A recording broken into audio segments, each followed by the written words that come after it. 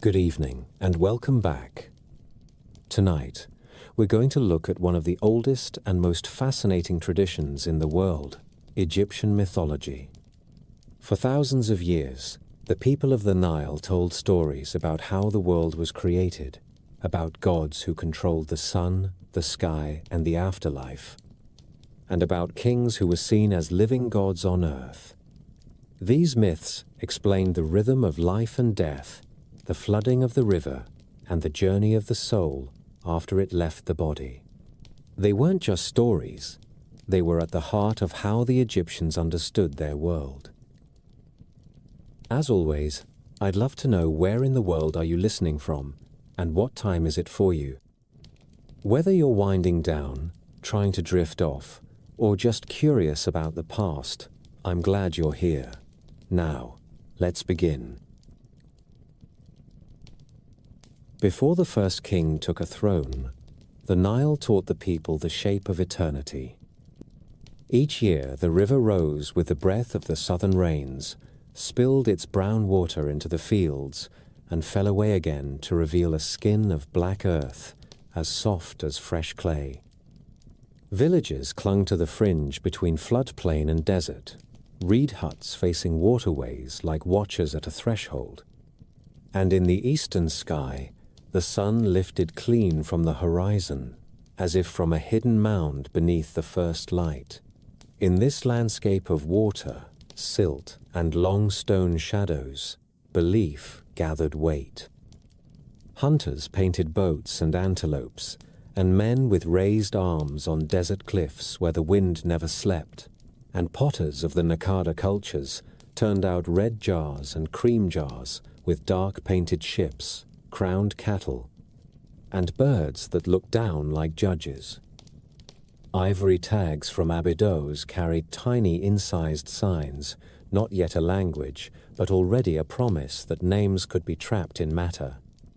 Knife handles, such as the one later found at Gebel el Arak, thronged with lions and river battles and long sleek boats, a crowded memory of power and motion. From Hierakonpolis, where the hawks ruled the air and the river bent like a great arm, came a palette showing the triumph of a ruler and the gaze of a falcon.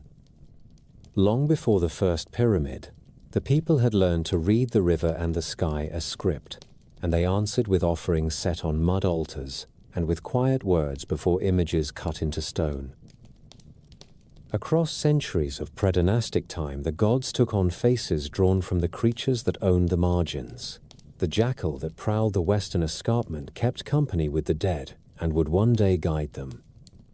The cow, whose horns held a disk of sun, became a lady of sky and love. The falcon drifted above the riverbanks and learned to sit on the tops of palace facades. At Abydos, in the desert field later called el-Kab, the great tombs of early rulers and nobles pushed into the sand like grounded boats, and within them lay jars, pallets, and the first labels with signs that could name a person and a place. In these graves, the living tried to bribe death with food and jars of beer and small carved servants, and the plain fact of survival after the flood season taught them that order was a thing that could be made and kept, not only prayed for. In the last predynastic generations, the symbols of kingship condensed as if the mist of myth had suddenly cooled into metal. The Serik, a little facade of a palace with a space for a royal name, rose up on jars and mace heads, and above it perched the falcon of Horus, a god of sharp sight and high judgment. Crowns announced domains. The white crown of the south stood tall like a lotus bulb. The red crown of the north curled forward above the brow like a serpent ready to strike. These were not decorations. They were geography turned into law. Then came the moment when war and ritual and story fused on a single slab of stone. The Nama palette, lifted from the soil of Hierakonpolis, shows a king in the tall white crown seizing an enemy by the hair, his arm raised with the certainty of the old gods, while the falcon of Horus holds a papyrus marsh by a tether as if to claim the delta reed by reed. On the reverse, the same king wears the red crown and walks at the head of a procession. Two long-necked beasts are restrained in a knot that makes order from struggle, and a bull batters down a walled gate as if to declare that stone will answer to flesh when the gods consent. Nearby in time stands the scorpion macehead, with a ruler who opens a canal as attendants bear standards and the plant signs of river and land keep careful count.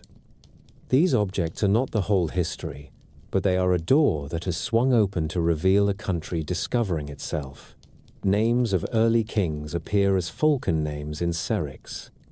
Offerings multiply at Abydos and Hierakonpolis.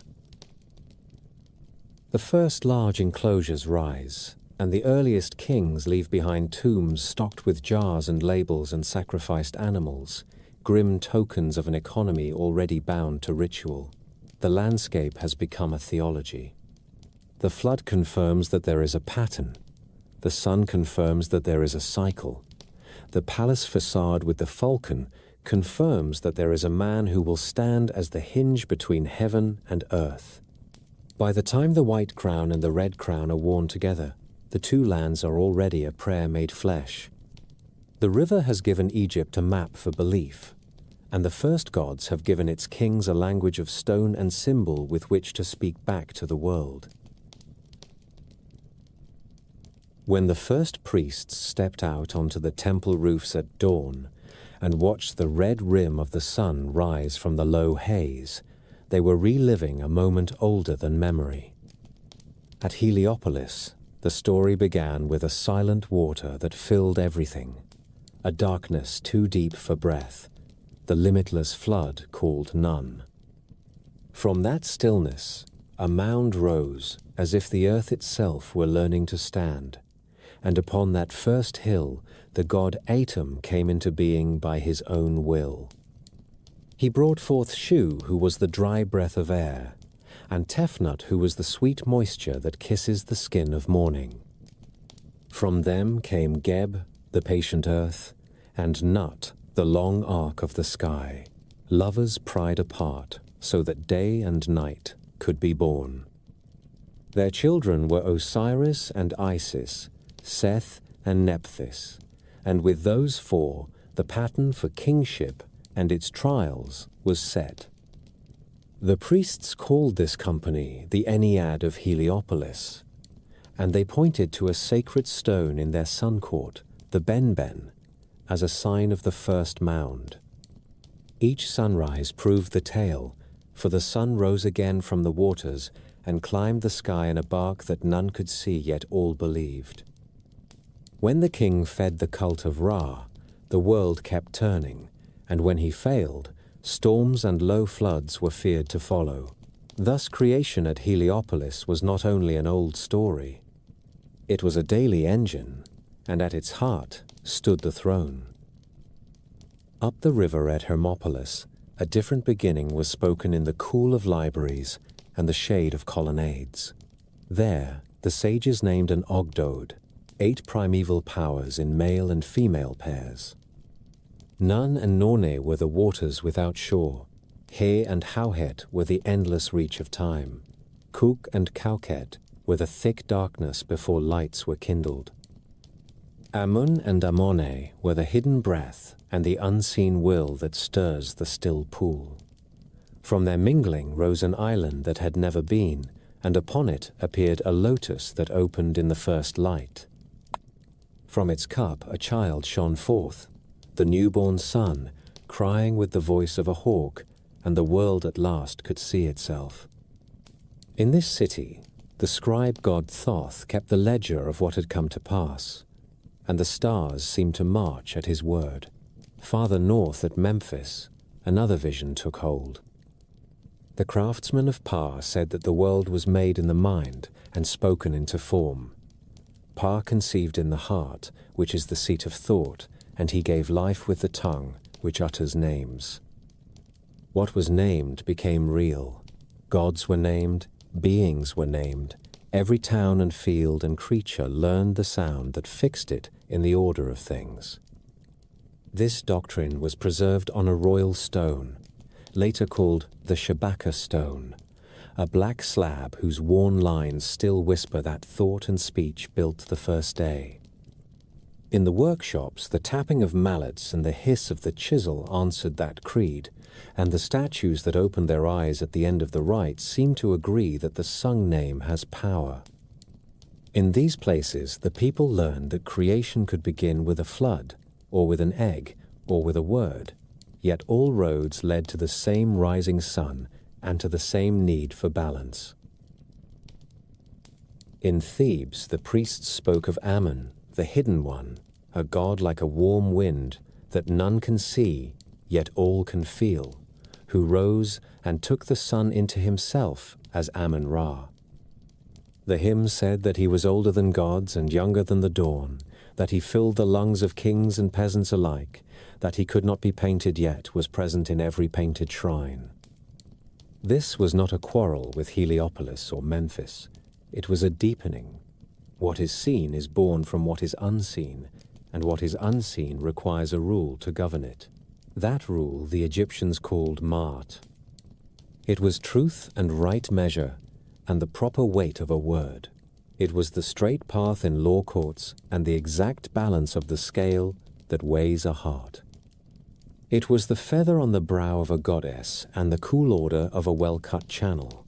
The oldest holy texts we possess already speak its language.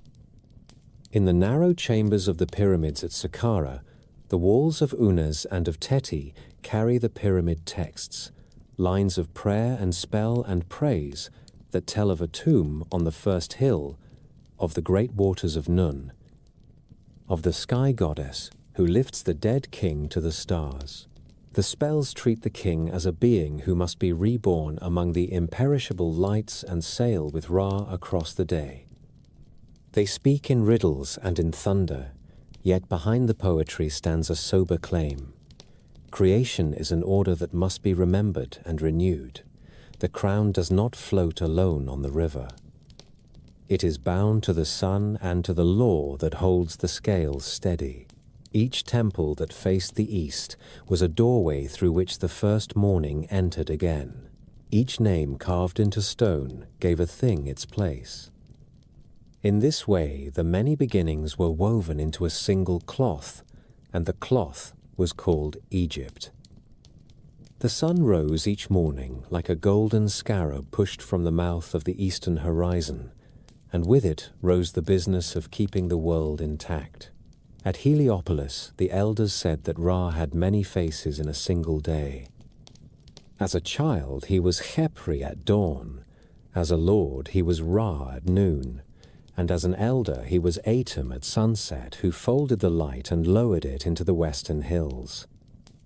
Each night, he crossed the 12 caverns of the hidden realm in a bark surrounded by gods with knives and spears, while the serpent of unmaking tried to coil itself around the boat and swallow the hours. Each dawn proved that courage and order still held. The king and the priests were not spectators to this passage. They were accomplices. On the open courts of the sun temples at Abu Ghurab, the stone altars drank the noon blaze, and a pyramidion stood like the tip of the first hill, a reminder that the first morning was a thing that could be rebuilt with stone and rite. Obelisks at Heliopolis, and later at Thebes, were the petrified rays of the sun, sharpened to pierce the sky, so the light would answer when called. In the west at Saqqara, the causeways led from the river to the valley temples, and from there to the mortuary houses where kings waited to be fed forever by words and bread. Everywhere, the message was the same. The sun was a cycle, but a cycle could break. It was the duty of Egypt to see that it did not. The daily temple ritual moved with the same quiet certainty as the river. Before dawn, the pure priest bathed in the sacred lake and shaved his body and put on clean linen so the god would not smell common life on his skin. He entered the sanctuary at first light and broke the clay seal of the shrine so the doors could open. He greeted the hidden statue with the presentation of Ma'at, a small goddess figure held in both hands, as if to say that truth and balance were the first gift of the day. He awakened the god with hymns, washed the image with cool water, anointed it with cedar and myrrh, and dressed it in fresh cloth and gold. He laid bread and beer and roasted fowl on trays, censed the room with sweet kefi, and traced protective signs to seal the offerings with life. He then withdrew and closed the doors so the god might dine in peace. The same rite repeated at noon and at dusk with a different color of light, and the world felt the benefit of it. The offering formula that tomb owners prized began with the king because the king was the man who paid for the service. The words carved on stone were a chain that linked estates and fields to kitchens and granaries, and those kitchens to incense burners and altars. When the priest said an offering given by the king to Ra, or to Osiris, or to Hathor, he declared that the throne still kept its side of the contract. The scripts have faded on many walls, but the logic remains clear. Food became magic in the presence of a name. Magic became law in the presence of a king. Over all this stood the figure who called himself Son of Ra. The royal titulary kept the sun at its core, and the crowns proclaimed the union of the two lands as if they were a single prayer made visible. The said festival was the trial and renewal of that bond. In the 30th year of a reign, and sometimes many times after, the king put on a short white robe and a tight cloak and came into a great court set, with chapels and thrones. The oldest example of such a court lies inside the complex of Djoser at Saqqara, where dummy shrines line a stone enclosure and doorways face one another like judges waiting to be satisfied. There the rite is written into the architecture. The king emerged before the people, took the white crown and then the red crown, and sat upon the paired thrones to show that both lands accepted his weight. He ran between markers to prove strength. He performed offerings to the gods of the gnomes, and he received the blessing of his father Ra to rule anew. Scarabs and reliefs from later centuries boast of jubilees held by mighty Amenhotep, who celebrated 3 said festivals as if to drink youth again, but the idea was already old when he took the throne. The festival said that time would not erode the bond between the sun and the throne, that Ma'at still lay under the sandals of the king, that the breath which once filled Atum at the first dawn still filled the chest of the ruler who kept the rites. The people watched and felt the year turn as if a new creation had come to pass on the very flagstones. The priests recorded the gifts that poured into the temples, and the scribes took note of cattle and barley and vineyards assigned so that the engines of worship would not stop for lack of grain. In this way, the myths of creation were not left to quiet rooms and learned men. They were hammered into stone and walked in procession. The king did not merely tell the story of Atum who rose from the mound. He stood on a raised platform at dawn while the sun struck the obelisk in front of him and the stone turned white with fire. He did not simply speak of Ma'at. He held Ma'at out to the god, and then turned and judged cases in the courts of his cities, and sent orders to clear canals and punish thieves and count the grain. The day was a liturgy with a sunrise at one end and a sunset at the other, and between those poles the machinery of rights and law moved. The gods sailed across the sky, and the king walked the earth, and between them, in the measured lane of the Nile, Egypt went about its work and trusted that the next morning would come.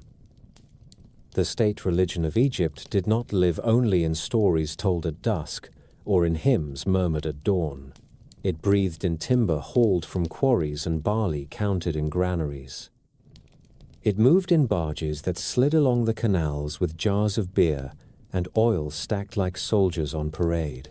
At Giza, the royal causeways ran like stone rivers from the floodplain up to the bright terraces of the mortuary temples, and from those terraces, the doors opened toward the pyramids, where kings slept with their names guarded by the falcon. The valley temples at the river's edge received the statues of kings in solemn procession and fixed them in cool halls of granite and alabaster. At Khafre's Valley Temple, the floors shine still with a polish that remembers the feet of priests who washed the image and dressed it in linen and gold while the Sphinx watched with a lion's patience. At Saqqara, the step pyramid complex of Djoser spread a city of ritual in carved stone, with courts for jubilees and chapels for ancient gods, and a hidden chamber where the king's car stared out through drilled eyes toward the north. Heliopolis raised obelisks that caught the sun like spears of light and set a benben at the center as a sign that the first mound still rose in the heart of the world. In these places, religion took on weight. Every block cut and every channel dredged was an act that anchored myth in earth. The Palermo stone and the annals that followed listed gifts to temples with the pride of kings who knew that to feed a god was to steady the sky. The priests who tended this machine were many and ranked like troops in a well-kept army. The high priest was the first servant of the god.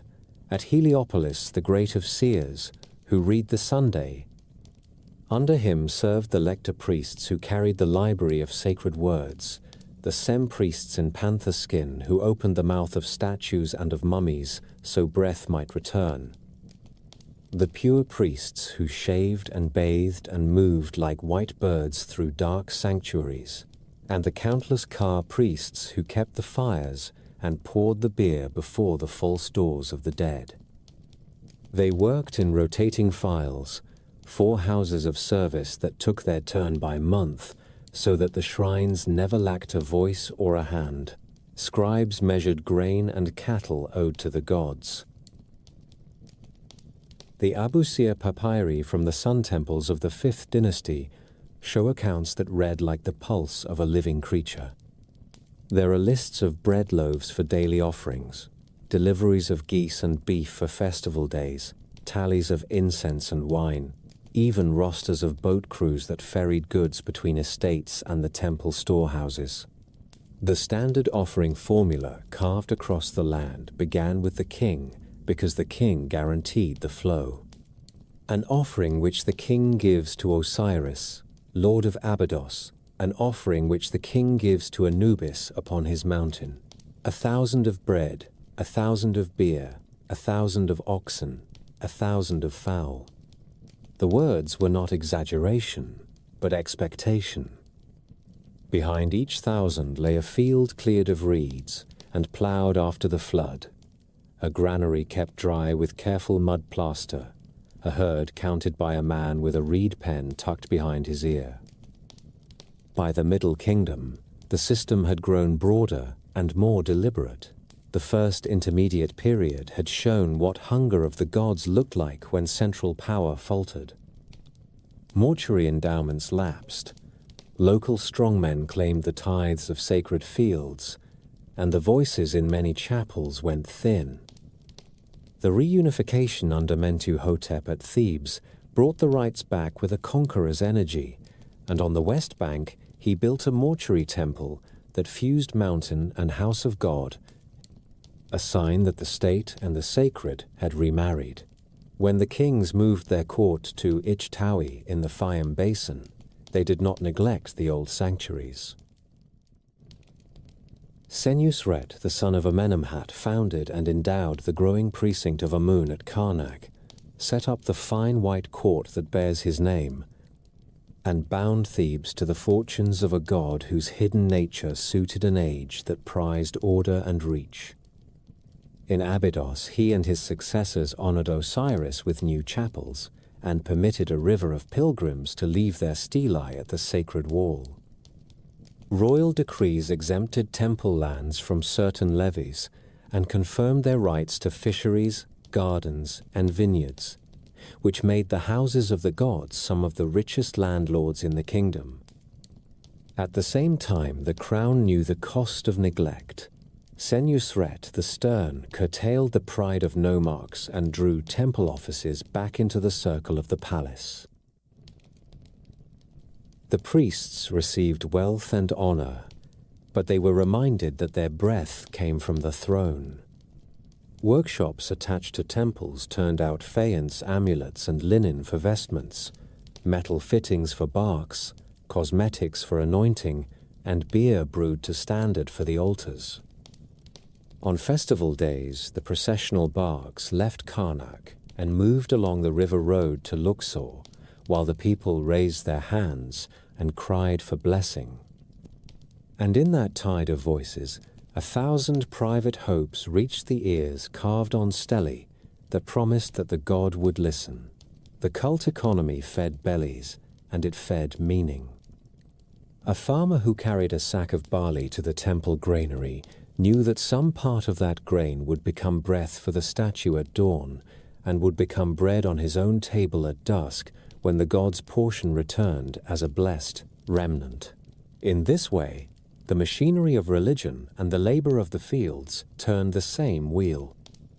The shrines lit at sunrise with the face of an institution that gathered and spent with a steadiness that made Egypt feel immortal. Night gathered early in Egypt, for the western desert rose like a great wall and took the sun into its arms. The people watched the disk sink and knew that this was not an ending, but a passage. The river had taught them that life withdraws and returns. The fields browned and then broke into green. The old moon shrank and was born again from a thin white reed of light. In such a place, the dead could not be allowed to fall into silence. They must be guided, preserved, fed, and named, so that their voices would be heard in the halls beyond the horizon. The earliest graves near the Nile were cut into the dry earth, where the heat drank away the damp and saved the flesh by accident. That good accident became a doctrine. The soul was many-layered, a house of several rooms. The car was the life breath that asked for bread and beer and could sit upon a chair and enjoy the scent of incense if the proper words were said. The bar was the quick and curious self that could fly like a bird with a human face, wander by day, and return by night to the body it loved. The Ach was the shining one made effective by rites, the finished spirit that could join the imperishable stars and live among the companions of Ra. There were other parts as well, the Ib, which was the heart and the seat of judgment, the Ren, which was the true name that fixed a person in the world, and the shadow which followed like a second skin. If any one of these were lost or starved or unnamed, the whole person risked a second death, a failure of memory and of being. The Egyptians set themselves against that fate with a craft that was both tender and relentless. By the time the kings raised step pyramids at Saqqara and bright faces at Giza, the care of the dead had become the province of specialists who worked close to temples and cemeteries. They called their place the Pure House and the Beautiful House, where the scent of resin hung in the air and the floor was washed each morning with cool water. The priest of Anubis, wearing a jackal mask for the solemn moments, presided with a hand that knew each step by heart. The body was brought to a table of stone. The brain was removed through the nose so the skull would not split. The viscera were lifted from the belly and treated with resin, then set apart in 4 jars under the protection of the sons of Horus. The human-headed Imseti watched over the liver. The baboon-headed Hapi guarded the lungs. The jackal-headed Duamutef kept the stomach. The falcon-headed Kebesnufef kept the intestines. Each jar had its goddess at its side, Isis and Nephthys and Neith and Serke, who spread their hands over the contents and calmed them with words.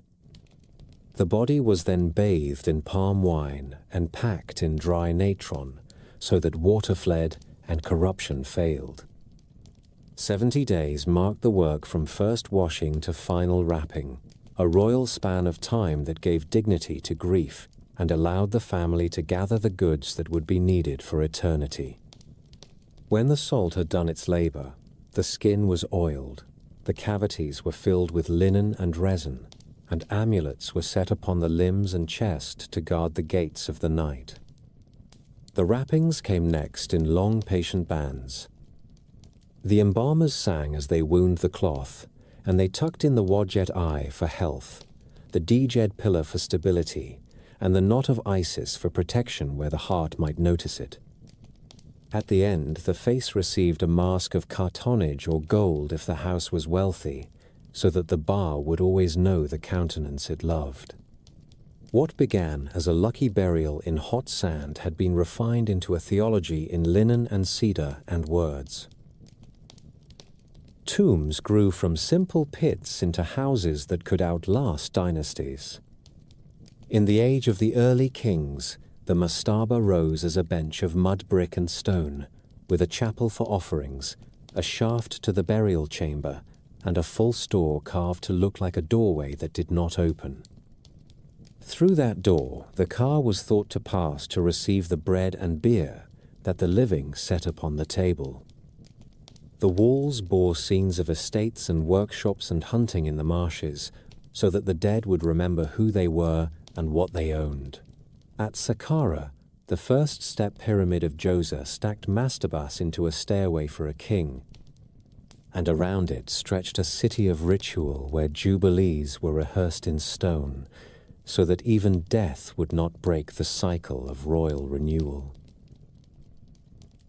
At Giza, the causeways ran from river to burial-like arteries that kept the heart beating. In hidden chambers, the king faced north toward the undying stars, the circumpolar lights who never set, and he was expected to join them as an ark, a bright companion in the sky. The spells that promised this ascent were carved inside the stone itself. In the pyramid of Unas and those of Teti and Pepi after him, the walls bear the earliest sacred texts in the world that can still be read. These pyramid texts speak in the voice of a king who climbs the ladders of the sky, who sails with Ra by day and rests in the arms of Nut by night, who rejoices as Osiris and lives again as Horus. They are terse and startling, a language of stars and boats and bulls that was meant to work as well as to inspire. Words could be doors if they were cut into stone in the proper places and spoken by the proper mouths. The theology of preservation deepened as the craft matured. Statues of the deceased were placed in secret chambers called serdabs, their eyes peering through narrow slots so they could see offerings and feel the light. The ceremony called opening of the mouth gave the statue and the mummy the power to breathe and to speak and to eat, with adzes touching the lips and incense and milk, presented in turn so that senses would awaken. Families set up stelae in chapels with the offering formula that began with the king, because royal authority still underwrote the supply of divine kitchens, but the names on the stone were the names of carpenters and soldiers and women who kept households and were loved. They poured water for the car and spoke the name aloud so the wren would not fade. They wrote letters to the dead when trouble came, scolding or pleading as need demanded, and left the bowls in tomb courtyards with a few drops of beer as payment for attention. In all this, there was no panic. There was method. The work of the embalmers and the words of the priests and the gifts of the living formed a braid that could pull a person across the dark river. The Egyptians did not deny decay, they mastered it. They took it apart with knives and salt and bound it again with linen and resin and speech. They trusted that a soul is a house that can be rebuilt if the plan is followed and the walls are named. When the mourners at last sealed the door and the priest murmured that the West would welcome this new Osiris, the family turned back to the light of the river with a grief that was heavy but also ordered. They had done what the gods required. They had placed a human being into the story of the Sunday. By the age of the warrior kings, the afterlife became a garden mapped in ink and guarded by words that could open doors. Scribes laid long sheets of papyrus across a board, smoothed them with a damp hand, and copied in black and red the chapters of the Book of Going Forth by Day, which we call the Book of the Dead. In its spells, a traveler learns the names of gates and the passwords of keepers, the forms to assume and the waters to cross, so that the soul is not delayed by ignorance. The most solemn chapter is the confession in the Hall of Two Truths, where the heart is weighed against the feather of Ma'at. The dead speaks 42 denials before 42 assessors with nomes and titles as old as the land. I have not stolen, I have not killed, I have not lied, I have not diminished offerings. The jackal god Anubis stands by the scale and adjusts the tongue of the beam with a paw as careful as a craftsman. The ibis-headed Thoth writes the verdict with his reed pen, and the monster called Amit waits crouched and still, part crocodile, part lion, part river horse, a final hunger that will devour a guilty heart and end a life forever. To guard against the weakness of flesh, a green stone scarab is set upon the chest and bound with a spell called Chapter 30b, which begs the heart not to stand up and accuse its owner in the hour of judgment. The papyri that preserve these scenes have names we still speak aloud. The papyrus of Ani with its great vignette of scales and a feather bright as snow. The papyrus of Hunefer, where the wife takes the hand of her husband as if to walk with him into the verdict. In each, the soul that passes the test is declared true of voice and welcomed to the field of reeds, where canals are straight as rule lines and barley grows taller than a man. Around the wrapped body rose an army of helpers. Shabti figures carved in faience or wood stood in their rows with hoes and baskets, ready to answer the call when work is demanded in the blessed fields. Chapter 6 of the Book of the Dead gives them their marching order. O Shabti, if I am summoned or if there is work to be done in the realm of the dead, you shall say, Here I am. Wealthy burials could muster a full company, one for each day of the year, and overseers for the 10 days, a small nation of servants who would spare their master the weight of labor. The jars that held the organs kept their vigil as well. Each vessel bore the head of a son of Horus and the name of a protecting goddess, and each rested in a chest like a shrine within the tomb. In the burial of Tutankhamun, the viscera were sealed in little golden coffinettes with the faces of the king, and were kept within a fine alabaster chest that drank the lamplight like milk.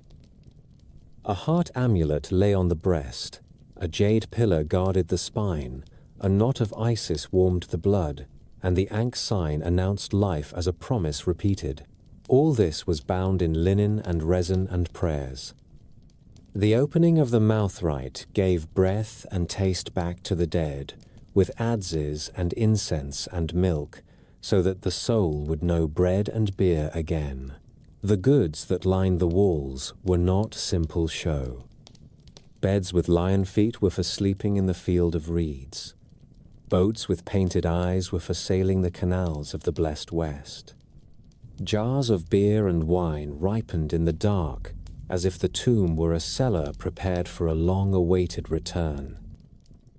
The kings chose a valley to the west of Thebes for their own passages, a dry ravine beneath a peak that holds the shape of a natural pyramid. There the tombs of the New Kingdom snake into the limestone, their corridors turning and dropping like a river cut into stone. In those painted halls, the afterlife was not left to chance.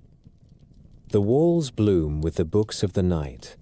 The Amduat charts the 12 hours of darkness and the company that sails with the sun god through caverns and lakes of fire to the dawn.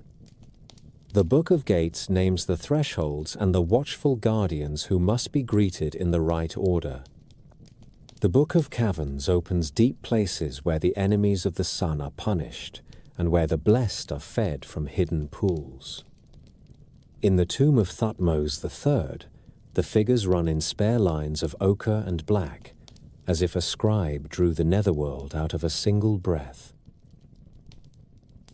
In the house of Seti, the first, the reliefs are cut deep and colored with a richness that looks like a fresh fruit split open. In the small tomb of a boy king, sealed and almost forgotten, the nested coffins and shrines turn the burial chamber into a blaze of gold, a human hope gilded as if light could be hammered into permanence.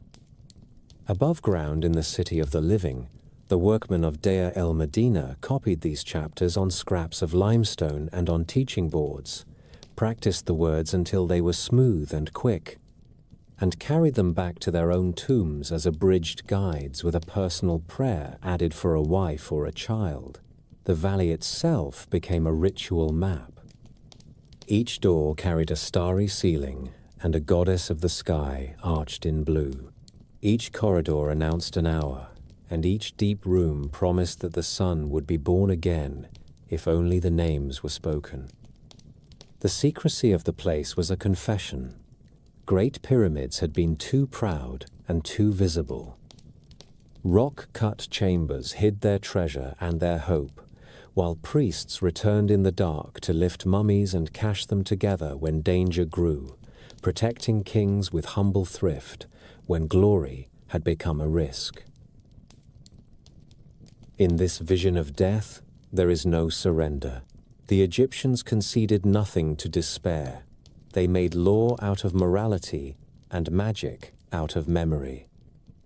The heart was the book that recorded a life, and the gods would read it with calm eyes.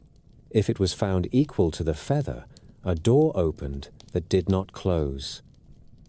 The papyri and the carved walls are not curious myths set apart from the earth. They are contracts made visible. The living promised to feed the dead with offerings and names. The dead promised to guard the living and to bless their houses with cool north winds. The sun promised to rise, and the land promised to be fertile if Mart was kept.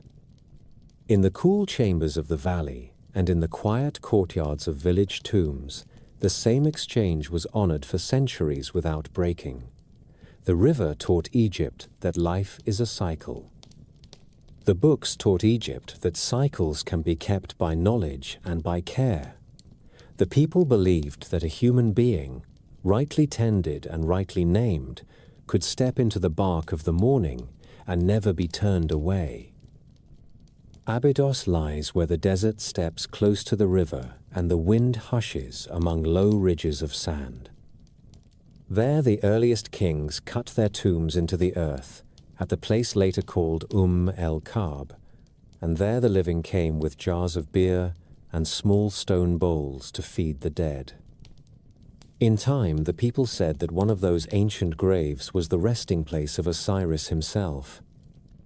They brought stellae and set them in long rows along the sacred wall, each inscribed with a name and a plea to be remembered by the Lord of the West. The city became a theater of myth and state. In the temple of Seti I, the walls present a procession of royal names as if the king had called his fathers to witness his piety, and behind that temple sits the Osirion, a deep stone chamber ringed by water where a cavern-like hall suggests a tomb for a god who died and lived again. Each year, in the month of Seed, The priests carried a wooden shrine upon the boat called Neshmet, and the people followed from the town across the desert to the field of burial. The procession unfolded like a play. First went Wepwawet, the opener of the ways, his standard high, as if to clear a path through the world of the unseen. Then came the mourning of Isis and Nephthys, their voices raised in ritual laments that promised the broken body would be made whole.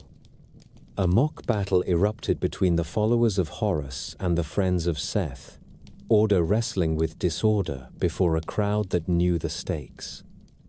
At last, the bier of Osiris reached the place of rest, and seeds were planted in mold-shaped like the god, watered with Nile mud so that green shoots would rise from the dark as a sign that life answers death. An official of the 12th dynasty named Ikonofret left a stela describing how he prepared the bark of Wepwawet, fought the enemies of Osiris, and purified the road for the god. A sober witness that passion plays were more than poetry. Abydos in those days was a pilgrimage of the nation. The poor left little pots with their names scratched on them. The rich endowed chapels. All hoped that by standing in the dust of the god, they might share in his fate. The tale that shaped kingship began long before those processions and grew richer with each telling.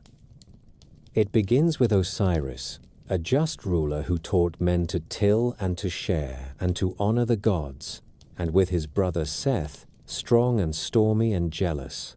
Seth slew Osiris and scattered the body. Isis searched the land, found the parts, bound them with linen, and with words stronger than iron breathed life into a husband who could not remain among the living. From that embrace came Horus, hidden in the marshes until his limbs were strong and his eyes were sharp. When he was grown, he came to claim the throne of his father. The gods assembled as a tribunal, and the case was argued without haste. The story is told most fully in a papyrus now called Chester Beatty, where the Ennead sits in council, where Seth boasts of strength and Horus of right, where Isis tricks the strong to show the truth, where Thoth heals the wounded eye and makes the measure of fullness, and where Neith gives wise counsel that the sun has the rightful claim. At the end, Ra and the elders award the crown to Horus and grant to Seth a place as thunder and as a defender of the nightly boat. The myth is not crude triumph. It admits that power matters, that the desert has its uses, that the storms must be harnessed and not denied. Yet it states clearly that rule is a moral thing. Kingship belongs to the lawful heir and to the God who restores equilibrium. The divine court speaks to the human court. The quarrel of brothers became the map of succession for 1,000 years. Every pharaoh breathed within that map. The king in life was Horus with the falcon on his serek, the eye restored and shining. In death, he was Osiris who sleeps and is reborn, father of the next Horus, who will take the white crown and the red crown and claim the two lands by right. The royal titulary placed these truths in stone.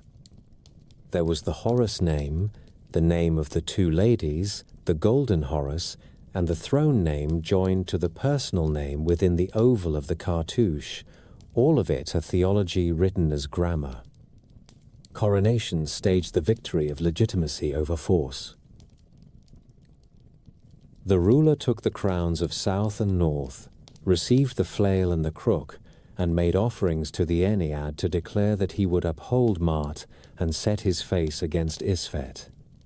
When a reign began after turmoil, texts and scenes hinted that Horus had at last overcome Seth.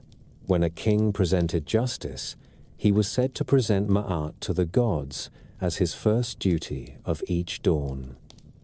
In Thebes during great festivals, oracles responded with nods and turns to the questions of the people, and their judgments were treated like echoes of that primeval council.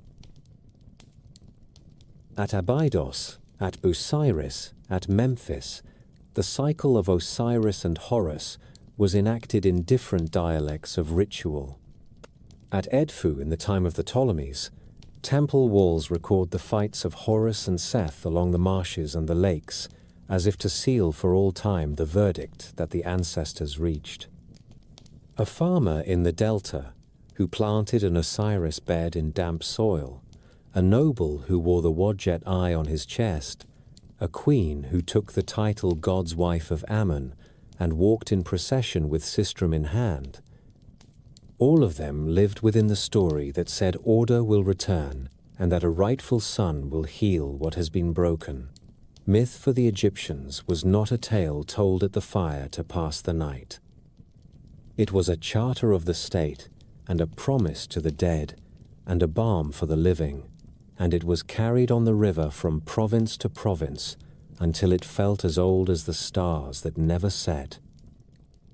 In the season when the fields were seeded and the air was sweet with the first promise of growth, Abydos became a moving scripture. Priests lifted the shrine of Osiris onto the Neshmet boat and set out along a route that was part road and part memory, from the temple through the town to the sand fields that held the ancient tombs. The procession unfolded as a living book.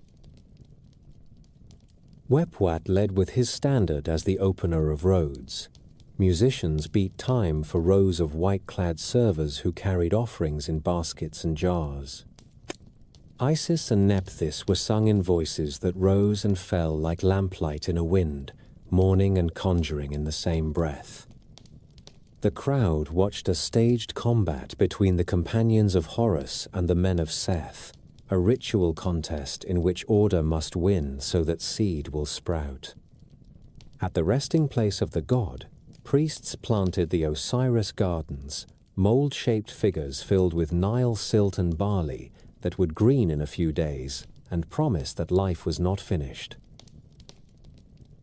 The Stela of Iker-Nofret tells us how a royal envoy prepared the bark, fought the enemies of Osiris, and purified the path, as faithful to duty as any soldier on a frontier. In later centuries, temple walls at Edfu and Dendera recorded the festival calendars month by month, listing processional days and recipes for incense and sacred cakes, and the routes that connected forecourts, birthhouses, and river harbors. Procession roads themselves were monuments to belief. At Karnak, an avenue of sphinxes once stretched all the way to Luxor, a stone river along which Amun would travel each year so that Thebes could see its god and the god could see his people. The festivals of Thebes were a dialogue between the living and the dead, and between the city and its gods. In the beautiful festival of the valley, the bark of Amun crossed the river to visit the west bank, where the cliffs of the necropolis rise like the ribs of the world. The god entered mortuary temples, and the people feasted among the tombs, sharing food with the blessed dead as if a great family had gathered in a courtyard at evening. In the festival of Opet, Amun, Mut, and Khonsu, left Karnak and moved to Luxor Temple. The barks rested in way stations while crowds pressed close and lifted petitions. Oracles were given along these routes.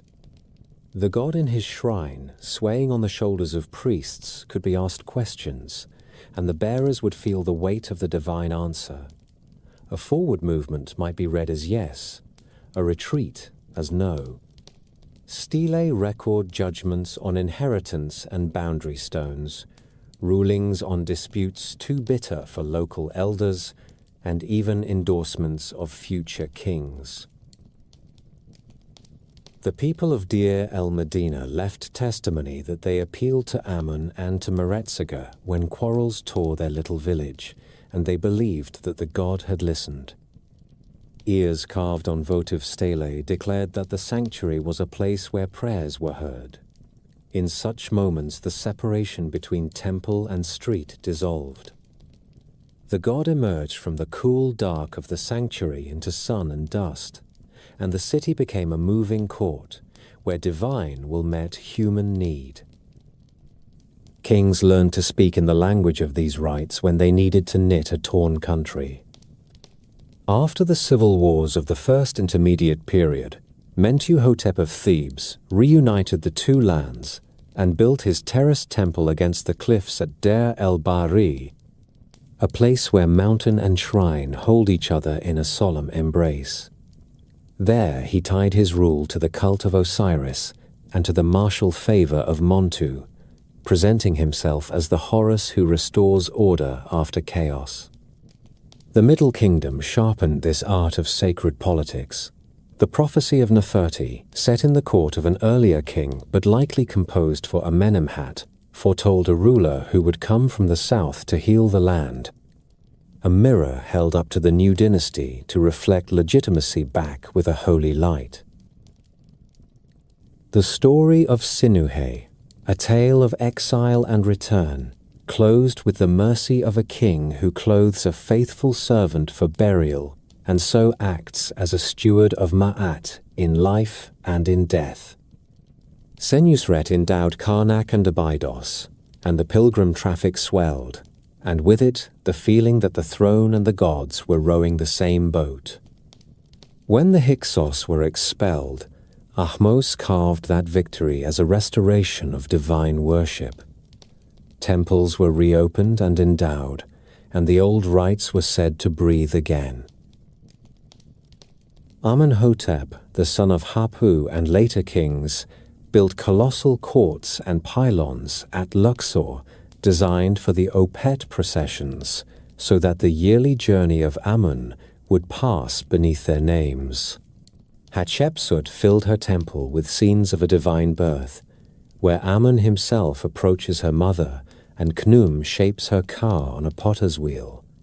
A claim that she did not merely inherit a throne, but was made for it in the workshop of creation. Thutmose IV left a dream stela between the paws of the Sphinx at Giza, telling how the buried monument spoke to him in sleep and promised kingship if he cleared the sand. A bargain between care for ancient holiness and the gift of rule. In the Ramesside age, the festivals became theaters for royal presence, as much as for divine grace. Ramesses II lined the river with pylons and courts and statues that watched the processions pass, and he celebrated jubilees that proclaimed vigor and rightful dominion.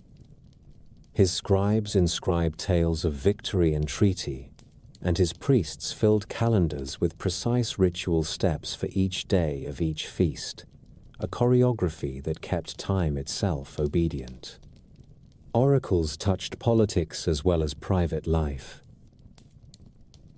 Stelae and ostraca from Thebes and from the village of the tomb builders show that divine judgments settled lawsuits, named work leaders, and sometimes brought punishment to officials who had failed in their duty.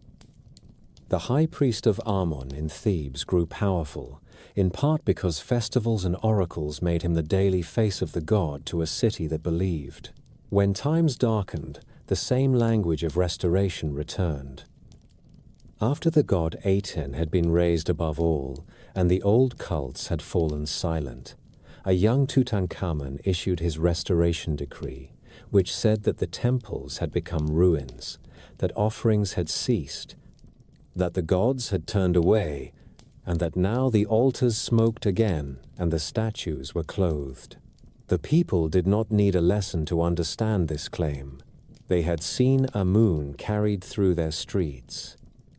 They had tasted the blessed bread that came from the altars after the offerings. They understood that to restore a festival was to restore a covenant.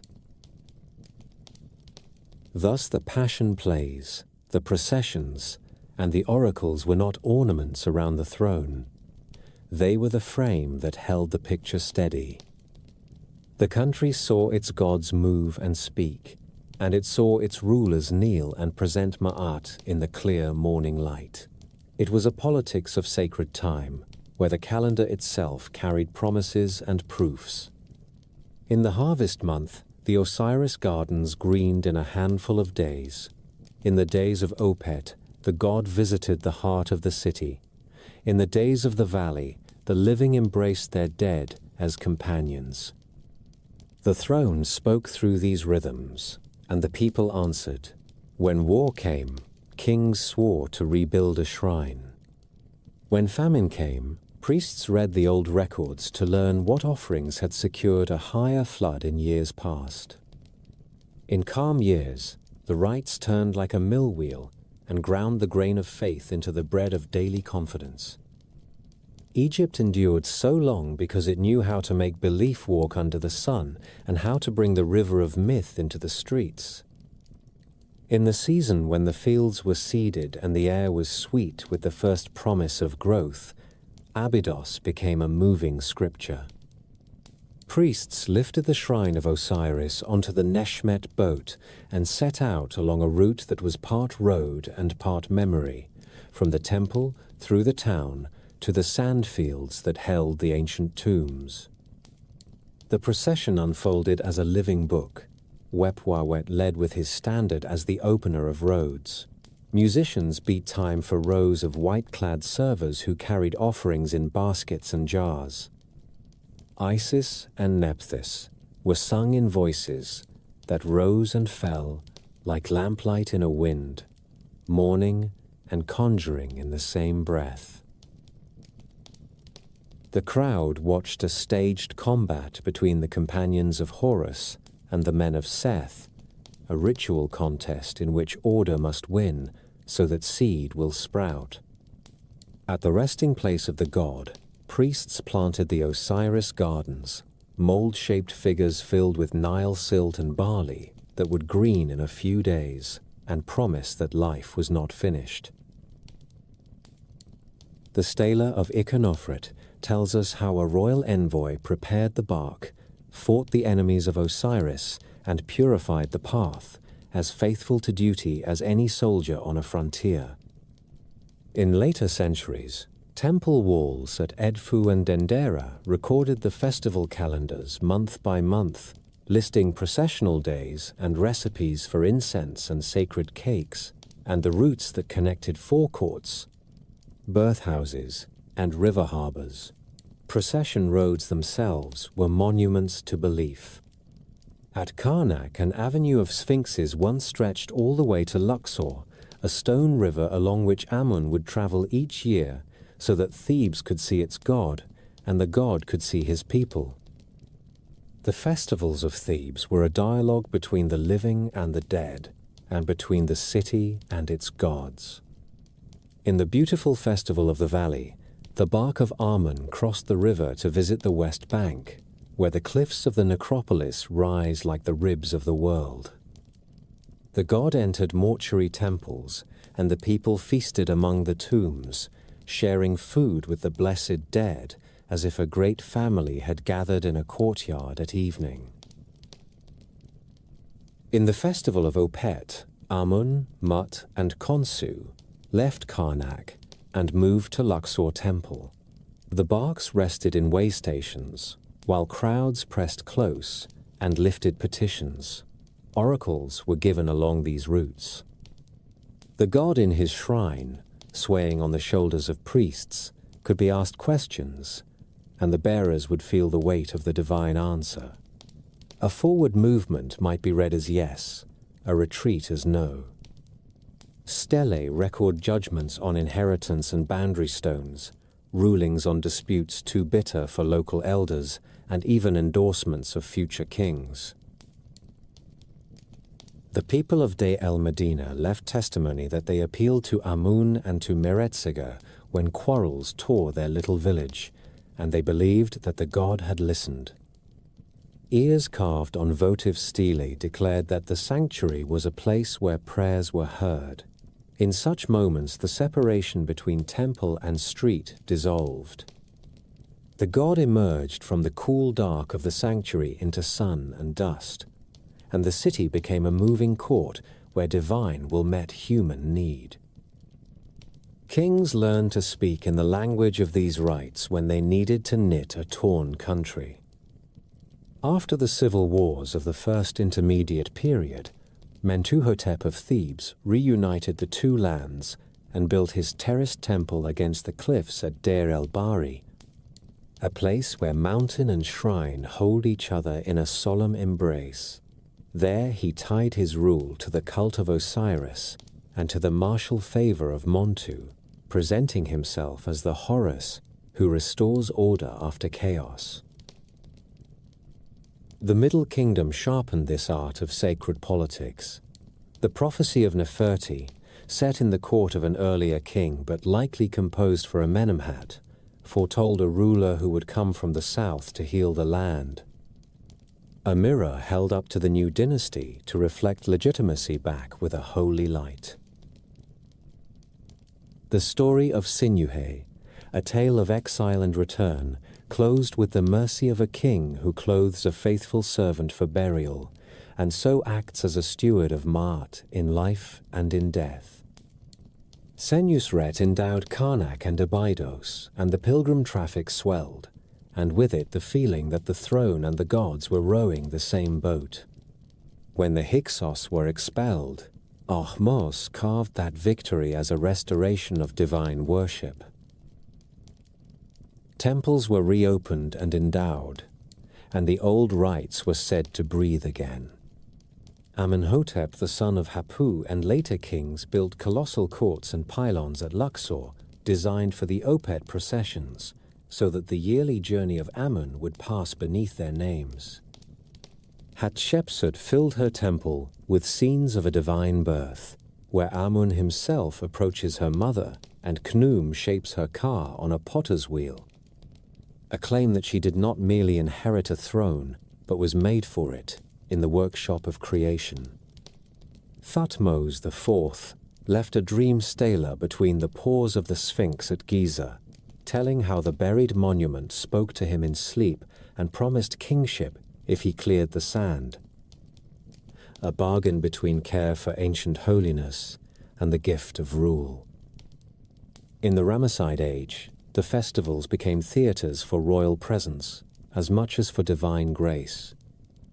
Ramesses II lined the river with pylons and courts and statues that watched the processions pass, and he celebrated jubilees that proclaimed vigor and rightful dominion. His scribes inscribed tales of victory and treaty, and his priests filled calendars with precise ritual steps for each day of each feast, a choreography that kept time itself obedient. Oracles touched politics as well as private life. Stele and Ostraca from Thebes and from the village of the tomb builders show that divine judgment settled lawsuits, named work leaders, and sometimes brought punishment to officials who had failed in their duty. The high priest of Ammon in Thebes grew powerful, in part because festivals and oracles made him the daily face of the god to a city that believed. When times darkened, the same language of restoration returned. After the god Aten had been raised above all, and the old cults had fallen silent, a young Tutankhamun issued his restoration decree, which said that the temples had become ruins, that offerings had ceased, that the gods had turned away, and that now the altars smoked again, and the statues were clothed. The people did not need a lesson to understand this claim. They had seen Amun carried through their streets. They had tasted the blessed bread that came from the altars after the offerings. They understood that to restore a festival was to restore a covenant. Thus the Passion plays, the processions, and the oracles were not ornaments around the throne. They were the frame that held the picture steady. The country saw its gods move and speak, and it saw its rulers kneel and present Maat in the clear morning light. It was a politics of sacred time, where the calendar itself carried promises and proofs. In the harvest month, the Osiris gardens greened in a handful of days. In the days of Opet, the god visited the heart of the city. In the days of the valley, the living embraced their dead as companions. The throne spoke through these rhythms, and the people answered. When war came, kings swore to rebuild a shrine. When famine came, priests read the old records to learn what offerings had secured a higher flood in years past.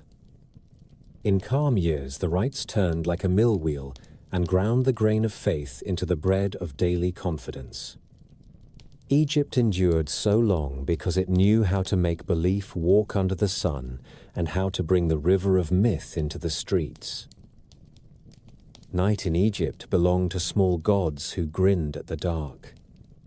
When the last lamp guttered, and the courtyard cooled, and the jackals called from the canal banks, a family slept beneath painted rafters watched over by faces that were fierce and kind at once. On bed frames and cosmetic spoons and mirror handles, on faience pendants and clappers for music, the same guardians appeared again and again, as familiar as a mother's hands. Their names were spoken in low voices and in laughter. Their help was requested with the steadiness of habit. The great temples fed the sun and crowned the kings, but it was these smaller beings who stood at the threshold of the bedroom, and in the doorway of the birthroom, and in the hush that follows a child's cry. All of it rested on a conviction older than pyramids. The world itself had been made with power that Egyptians called Heka. This was not trickery. It was sanctioned force, a property of creation that the gods wielded and that priests and healers learned to use in measured ways. In the oldest coffin spells a voice that calls itself Heka claims to have existed before the other gods and to have given breath to their works.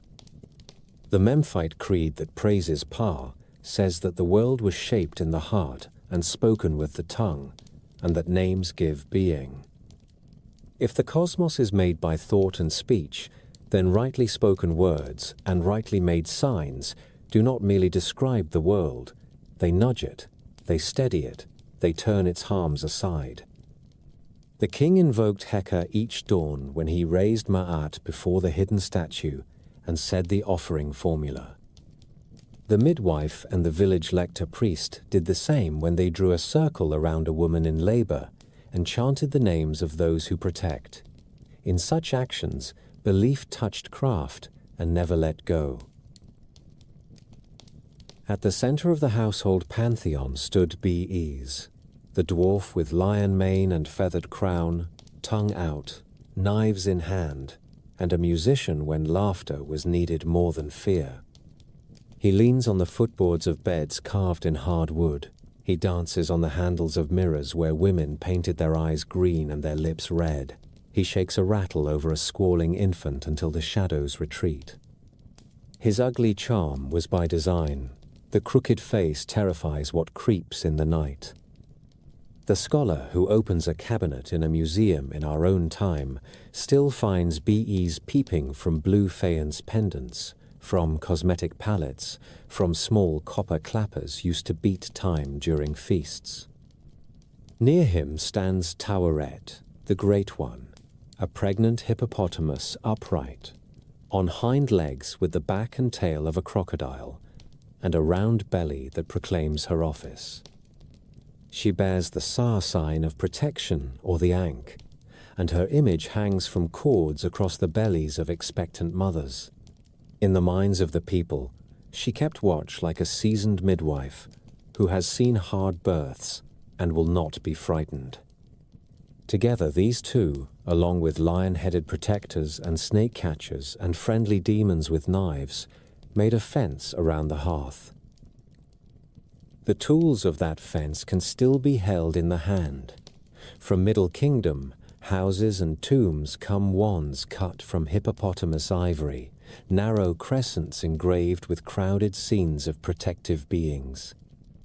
A dwarf with leonine mane and plumed headdress strides with a knife. A long-necked serpent twists. A frog-headed woman raises a blade. A cat stalks a scorpion. These are not idle decorations. The wand was drawn around mother and child to mark a sacred boundary. Words were said that invited the pictured helpers to attend. The hippo that once sank vessels in the river now guards the cradle in the form of its tusk. The crocodile whose jaws the fisherman feared now lends its back to Taweret as a sign that dangerous strength has been tamed and put to service. The gentler giants of the pantheon also came home. Hathor entered courtyards with the laughter of women and the clatter of music. At festivals, but also in evenings after work, the sistrum was shaken, and the Menat necklace was swung to please the Lady of Dendera, patroness of music, love, and good drink.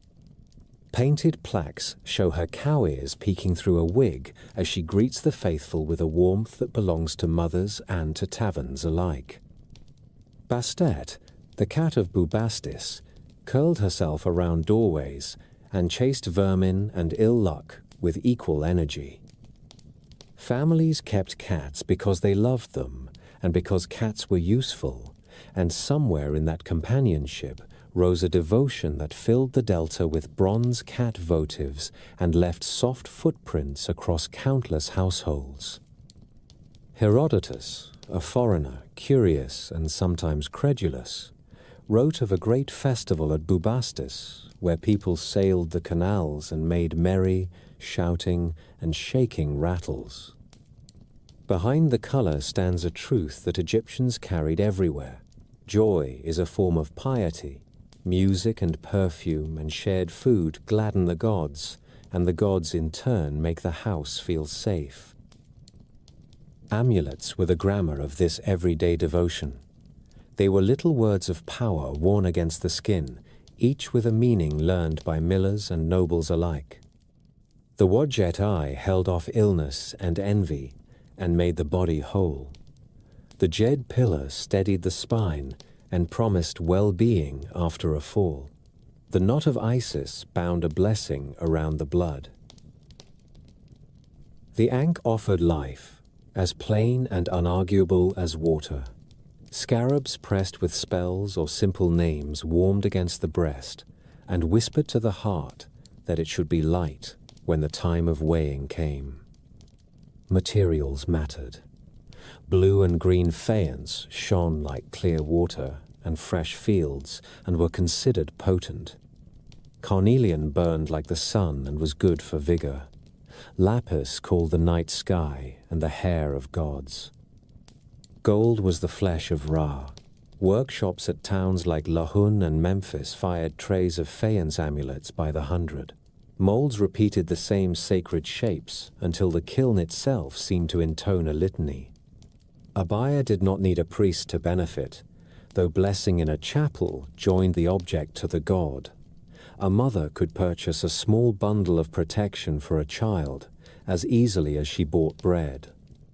When set upon a newborn or tied at the wrist of a traveler, these signs were not decoration alone.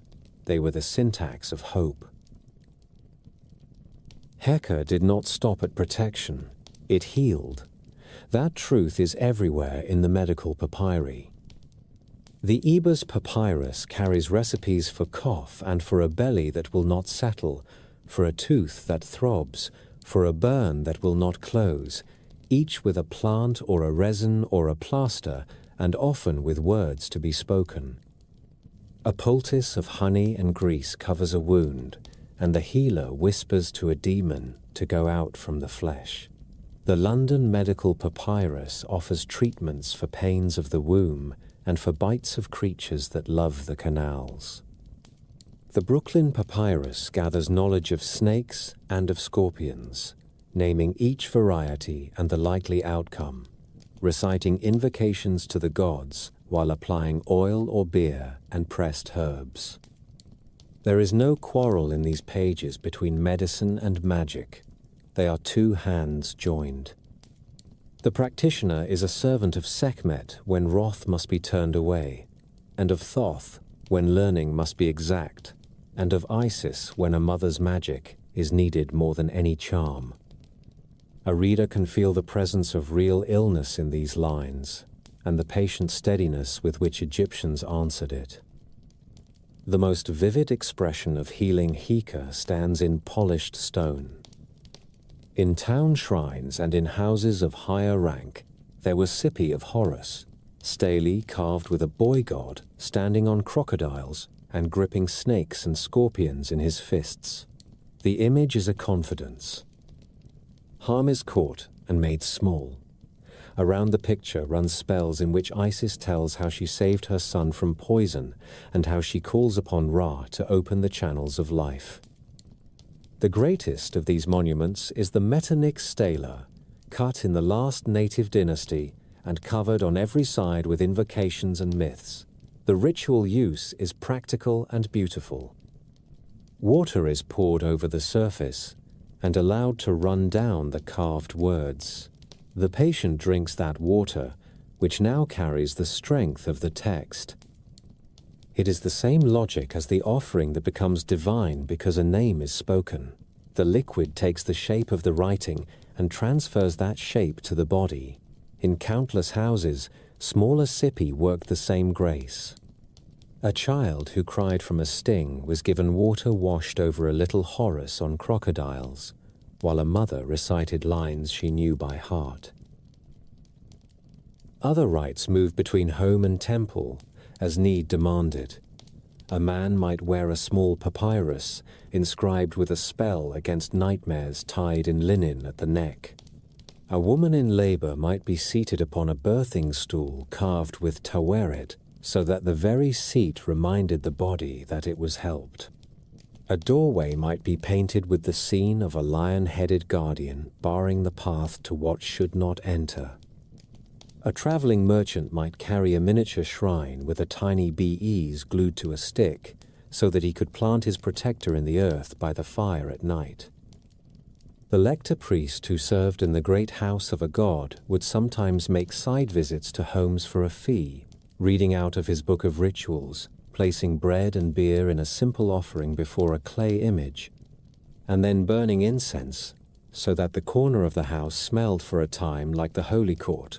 The poor did not lack for these things. Clay can be shaped by hand, and a line scratched by a child can call a god if spoken over with love. The boundary between lawful charm and harmful sorcery was watched, though seldom with the fury seen in later ages. The state punished those who wrote curses to cripple a neighbor, or who dared to aim at the king with poison words.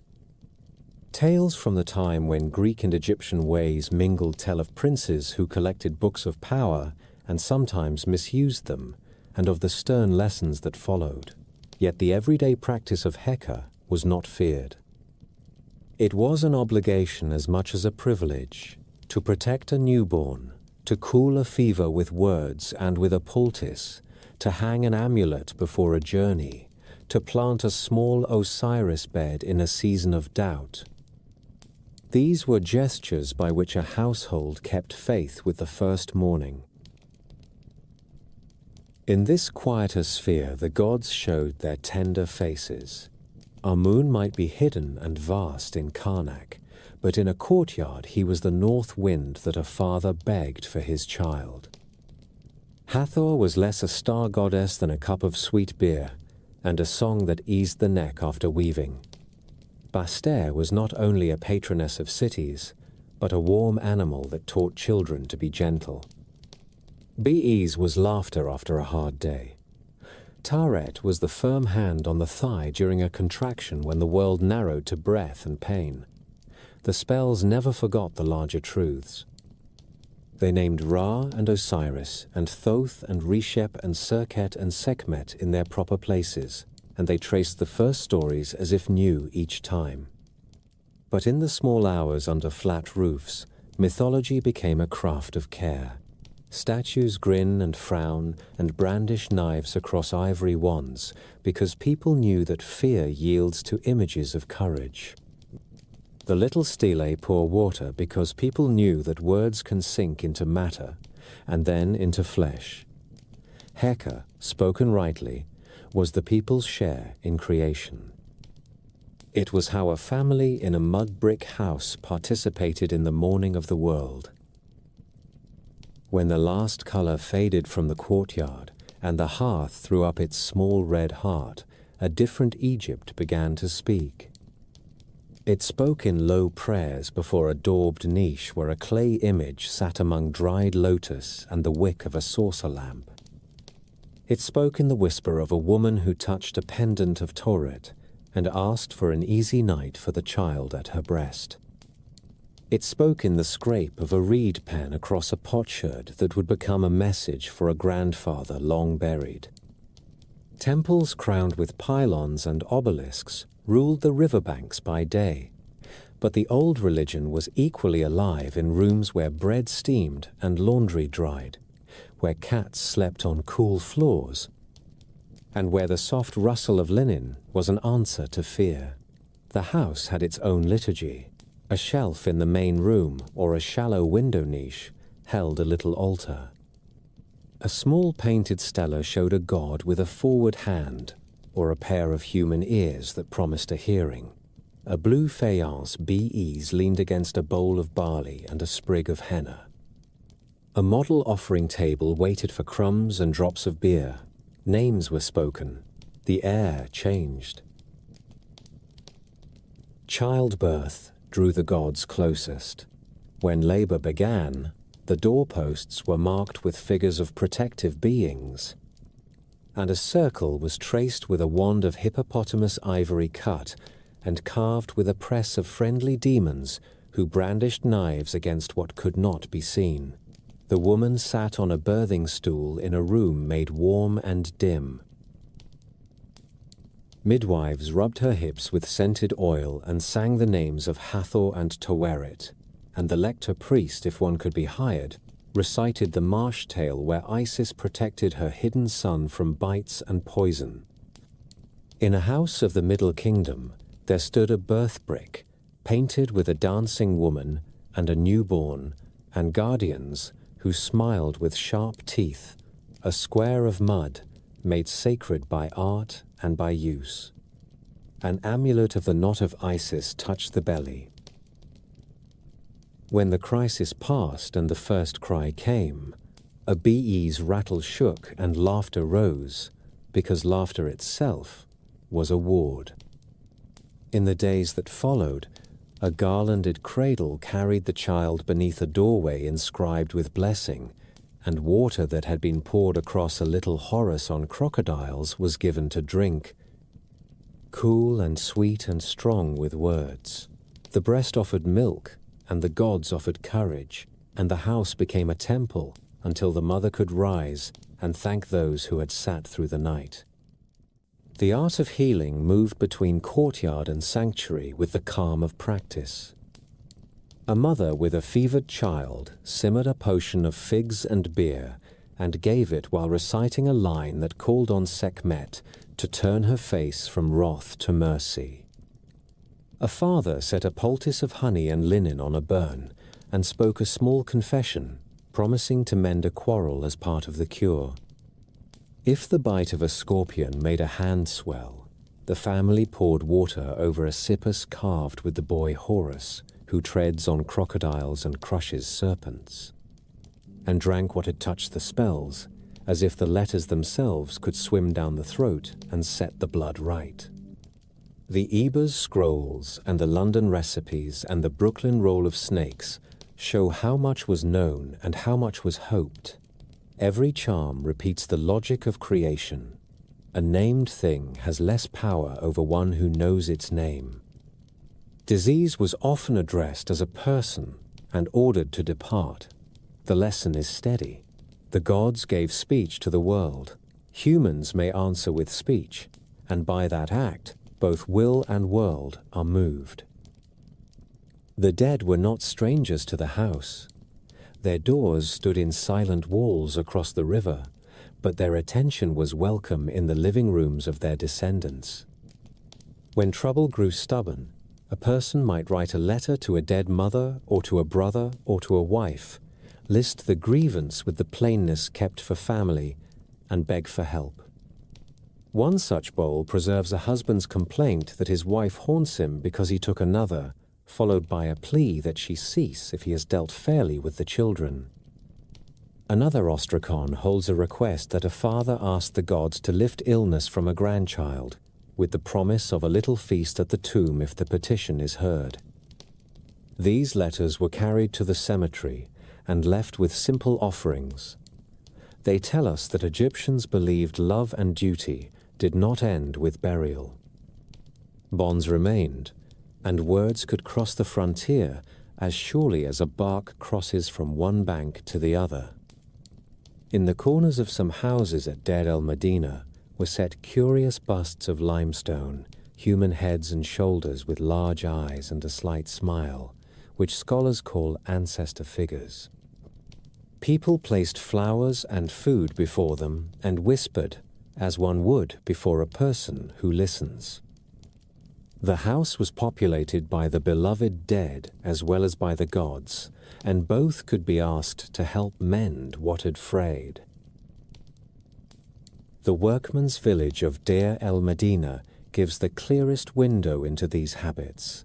The town lies on a high shelf above the fields, a neat double row of mud brick houses laid along a single street, where the masons and painters and carvers who cut the royal tombs lived with their families in the reigns of the great kings of Thebes. Their days were measured with scribal exactness. They worked 8-day weeks in the Valley of the Kings and returned to their homes for rest days when they mended sandals and copied texts and drank beer with friends. Their walls were painted with images of Bees and Taweret, and of the cobra goddess Meretzega, who watched from the pyramid-shaped peak above the necropolis.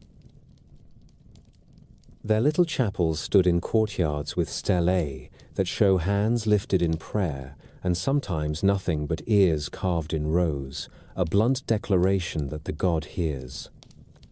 The stela of a man named Neferabu tells in its carved lines how he did wrong and was struck blind by Meretzega, and how he prayed and was forgiven and saw again, and how he vowed to tell others that the goddess is merciful as well as stern.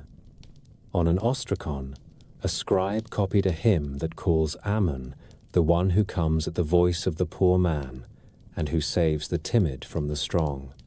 Another fragment preserves a dream book that lists sleeping visions and their meanings, good and ill, along with brief counsels of what to do on waking. The people of this village asked oracles when disputes arose. The god in his portable shrine swayed forward for yes and backward for no, and verdicts were written down with the same care given to the cutting of a royal cartouche. When wages failed in a hard year under a weary king, these artisans staged the first recorded strike. They marched to a mortuary temple and shouted their hunger to the images of deified kings, a startling confession that they expected justice from those who had become gods. They were pious and practical in one breath. Songs drifted through these streets that speak to us still. Papyrus rolls from Thebes carry love poems that call on Hathor as the mistress of delight, and that describe a young man who smears his hair with sweet oil and waits outside his beloved's door. Sick with longing and casting lots to see a favorable sign, the sistrum rings in these verses as clearly as it does in the forecourt of Dendera. The poets call their lovers sisters and brothers in the old Egyptian way, and promise to bring myrrh and pomegranates and collars of beads. They ask Hathor to bring the two of them together in a courtyard where palm shadows lie cool as shade on wine. In other stanzas, a woman speaks and says she will seek her beloved as Isis sought Osiris, a daring pledge, and that she will keep watch as Tauret keeps the door of a birth room. The sacred is never far from the tender.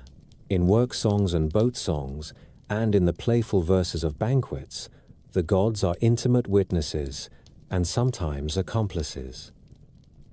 The traffic between house and temple ran both ways each week of the year. On the days of public procession, a god came out in a gilded shrine and moved along the streets.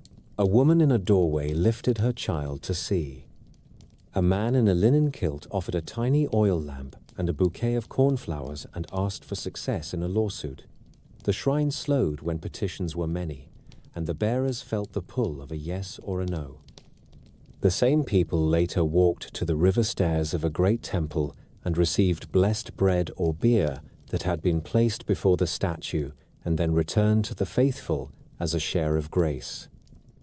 The bread tasted like any other bread, but it carried a confidence that is not so easily measured. In calmer times, when no procession came, families made pilgrimages to nearby chapels. They left little votive figures of cats for Baste or cows for Hathor, faience plaques shaped as ears and eyes and hands, a language of offerings as steady as daily bread. In the late period, people sometimes wore small decrees from an oracle written on papyrus and folded into packets, an amulet made of an official word. The common thread is simple. A promise spoken by a god or before a god was thought to cling to things. One might wear that promise against the heart and feel braver. Beneath these rites runs a river of ethics. The Book of the Dead teaches that the heart must balance against the feather and that the negative confession is a list of very human decencies. The stelae of Deir el-Medina and the prayers of ordinary folk repeat the same lesson in unadorned speech. I have kept my word, I have measured fairly, I have not robbed the temple, I have not cheated a widow. I have fed my old mother. The house altar was not only a place to ask, it was a place to remember. A man who drank too much at a feast hung a wadjet eye over his bed and promised to do better. A scribe who shorted a ration wrote a prayer and carried it tucked under his belt until he had made amends. A woman who gossiped and caused pain brought a small loaf to the statue of Hathor and left it with tears, and then went home and quieted her tongue. Myth laid the pattern. Heka provided the tools. Domestic life supplied the daily rehearsals of conscience. If one stands in a restored house at Deir el-Medina on a late afternoon and looks at the marks cut into the plaster of a private shrine, the outline of a god and the faint traces of a bouquet and the names of a family, the distance between king and commoner collapses. The sun still goes down behind the ridge where the royal valley lies. The desert breathes its dry breath. A child runs along the street and leaves a footprint in the dust. Inside the house, a woman smooths a stealer with her palm and lights a lamp. She asks for nothing grand, a safe birth, a fever to break, a quarrel to end with fairness, a harvest that will fill the jars.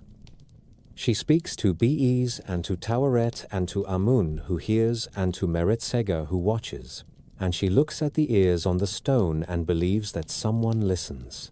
In such moments, Egypt's mythology becomes utterly near. Creation is not only a god on a first hill. It is a circle drawn around a bed. Judgment is not only a scale in a grand hall. It is a heart that chooses to be kind. The gods walk the great courts of Karnak in procession, but they also sit quietly on a shelf in a room that smells of bread and smoke, and they nod when a tired father whispers over his sleeping child.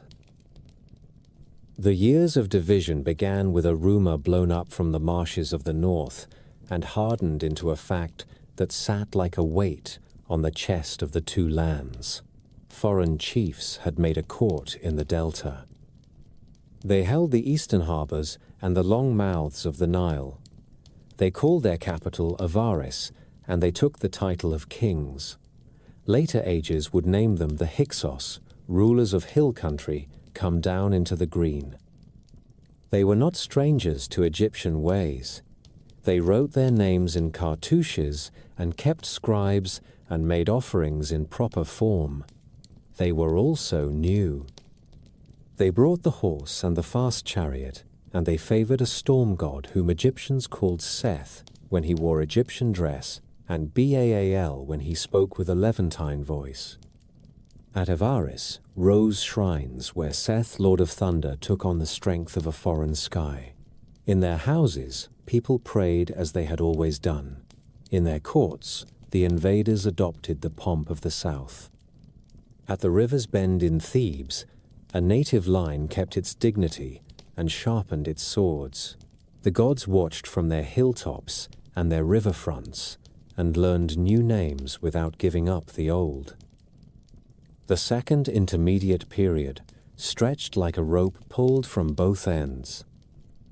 In Thebes, men swore by Ammon, the hidden one who hears in the wind, and by Montu, the bull of war whose plume shook when chariots left the gate. In the Delta, men swore by Seth, Lord of Avarice, who could bring rain and victory, and whose face stared from seals with the muzzle of a desert beast. Stories grew around the two courts. One tells of Apophis of the north sending a message to Sekenenre of Thebes to silence the hippopotamuses in the sacred lake because their bellows kept the northern king from sleep. It is a fable of insult, yet it carries a cool truth. The quarrel was framed as a wound to Mart. What was proper in Thebes was an offense in Avaris. The Theban kings made war a sacrament. The Kamos Stela speaks of pushing back the northerners and breaking their ships, and of reopening temples whose doors had gone quiet. The oath behind the spear was religious before it was political. To restore the rights was to set the world upright again. The frontier bled ideas as well as men. In Sinai, at the turquoise mines of Serabit, Egyptian prayers to Hathor, mistress of the sky and of blue stone, met the tongues of Canaanite workers who scratched early letters into rock. In the Delta and the eastern towns, deities of the Levant stood beside Egyptian ones on small stelae and amulets. Resheph the archer appeared with plume and beard, fierce and useful on a soldier's pendant. Astarte and Anat, riders and war maidens of the sea road, sometimes shared an altar with Seth, and later in New Kingdom, Tails would become his companions in arms. Kodesh, a goddess of delight, stood nude on a lion in panels made for houses where laughter was not thought profane. The Egyptians did not break when they met these faces. They bent, and then they knitted. They called Amun by titles that made him lord of all foreign lands, and folded the strange into the known, as a weaver adds a bright thread to an old cloth. At Memphis and Heliopolis, priests kept the high creeds of Ptah and Ra without surrender, while on the margins, people learned that a god who kept travelers safe on the desert road was as welcome as a god who ruled a city gate. The Hyksos also learned in their turn. At Avaris, archaeologists have found traces of Egyptian ritual floors and rich burials with native forms. The kings of the north used Egyptian scribes and adopted regnal customs. Their thunder god accepted Egyptian incense and Egyptian hymns. This sharing did not soften the iron in the hearts of Theban princes. The southern kings spoke again and again of restoration. Sekenenre died with wounds on his skull that looked like the blunt report of close war. Kamose pushed north with boats and chariots and left his boasting on stone because he wanted the gods to read it as well as men. Aphmos took Avaris in due time and drove the remnant into the Levant. The victors did the work they had promised. They reopened sanctuaries. They endowed offerings. They rebuilt walls and swept shrines and spoke to gods with voices that did not tremble. Yet the memory of the storm did not fade. In later reigns, a commemorative stela in the north counted 400 years for Seth of Avaris, as if even those who had suffered under his banner were forced to admit that he had had his season. The god of necessary violence remained part of the world. His image stood in places where strength was required, and his name clung to soldiers and kings. It was the character of the land to accept even an enemy god if he could be made to work for Ma'at. Southward, another current joined the river of religion. In Nubia, the court at Napata listened to Amun at Jebel Barkal, where a cliff in the shape of a coiled serpent throws a deep shadow at noon. This Amun was the same and not the same as Amun of Thebes. He was older here and more sudden. When Theban armies marched into Kush, they brought temples and hymns, and in return they found Didun and other southern gods waiting with long memories of their own. The two traditions embraced. In the centuries that followed, Nubian kings would one day wear the crowns of Egypt and claim the blessing of Amun from both mountains at once. Even in the troubled time of the Hyksos, Egypt learned that borders are not walls. They are markets where gods are traded and married off and adopted, and given new epithets that make the map of heaven look like the map of the earth. The change began softly in Thebes when a young king raised new altars to the sun and ordered open courts for a god who needed no walls. He was born Amenhotep, beloved of Amun, yet in the early years of his reign he set his face toward a disk of light called the Aten. Within the precinct of Karnak he built great courts without roofs, forests of offering tables under the open sky, and pylons faced with small limestone blocks that could be set with speed. There the sun did not shine upon a veiled statue in a dark chamber. It fell full upon bread and flowers, and slaughtered bulls while priests chanted names as long as a river. As the devotion sharpened, so did the resolve. The king renamed himself Akhenaten, servant of the Aten. The old gods receded. The name of Amun was hammered from stone, even in the cartouches of the king's own father. Shrines were sealed. Revenues that had fattened ancient cults were diverted into new granaries where sunlight was the only image required. In the 5th year, the king sought a fresh horizon. He sailed north along the river and chose a bend where cliffs open in a wide bay.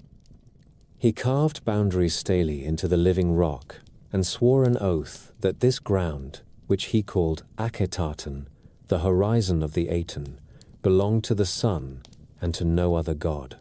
A city rose with astonishing haste. There were broad streets and palaces with painted floors that showed water and birds and flowering trees, and there were 2 great temple complexes whose sanctuaries were courtyards open to the sky. The sun fell on thousands of white altars like snow that does not melt. In the palaces, the king and queen Nefertiti appeared in scenes that felt more like a family album than royal propaganda.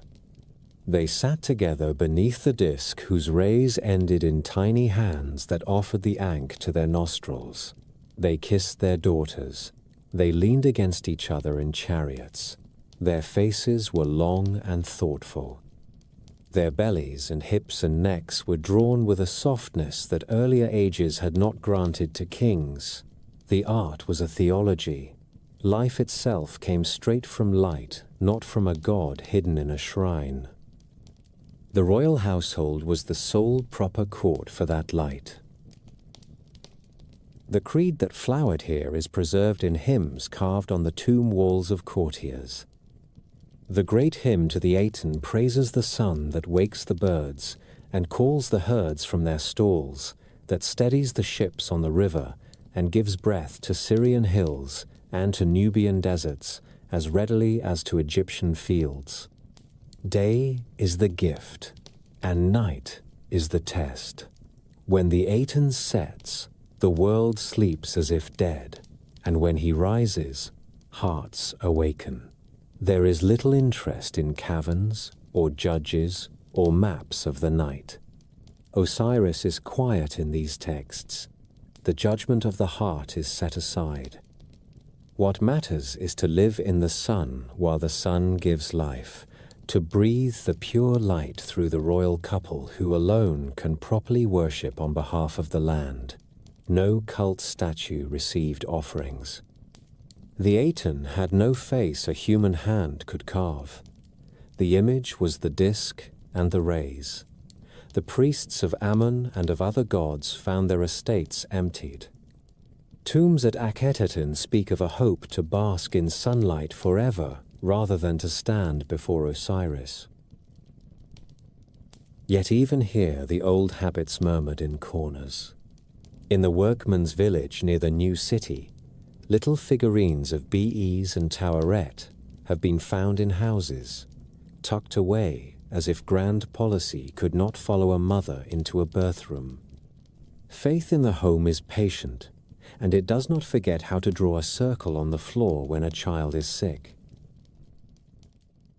The end came with the quiet violence of court death and thin harvests. Akhenaten died in his city by the cliffs. A shadow of a successor flickers in the record, perhaps a co-ruler who took the crowns for a season, perhaps the queen herself beneath another name. The story is broken stone and guesswork. What is clear is that a boy soon stood in the place of the king. His name at first honored the Aten, then it honored Amun. Tutankhaten became Tutankhamun, living image of the hidden one. The court moved back toward the old centers. A stele of restoration speaks with the indignation of a people who felt abandoned. The temples were fallen and the shrines were overgrown. The gods had turned their backs. Now the statues were clothed, and the sanctuaries reopened, and the offerings restored as in the first time. I guided the boy, and wore the crowns after him. Horemheb, a general who understood both sword and seal, followed and made the erasure complete. He issued edicts against corruption. He chiseled out the names of the heretic court.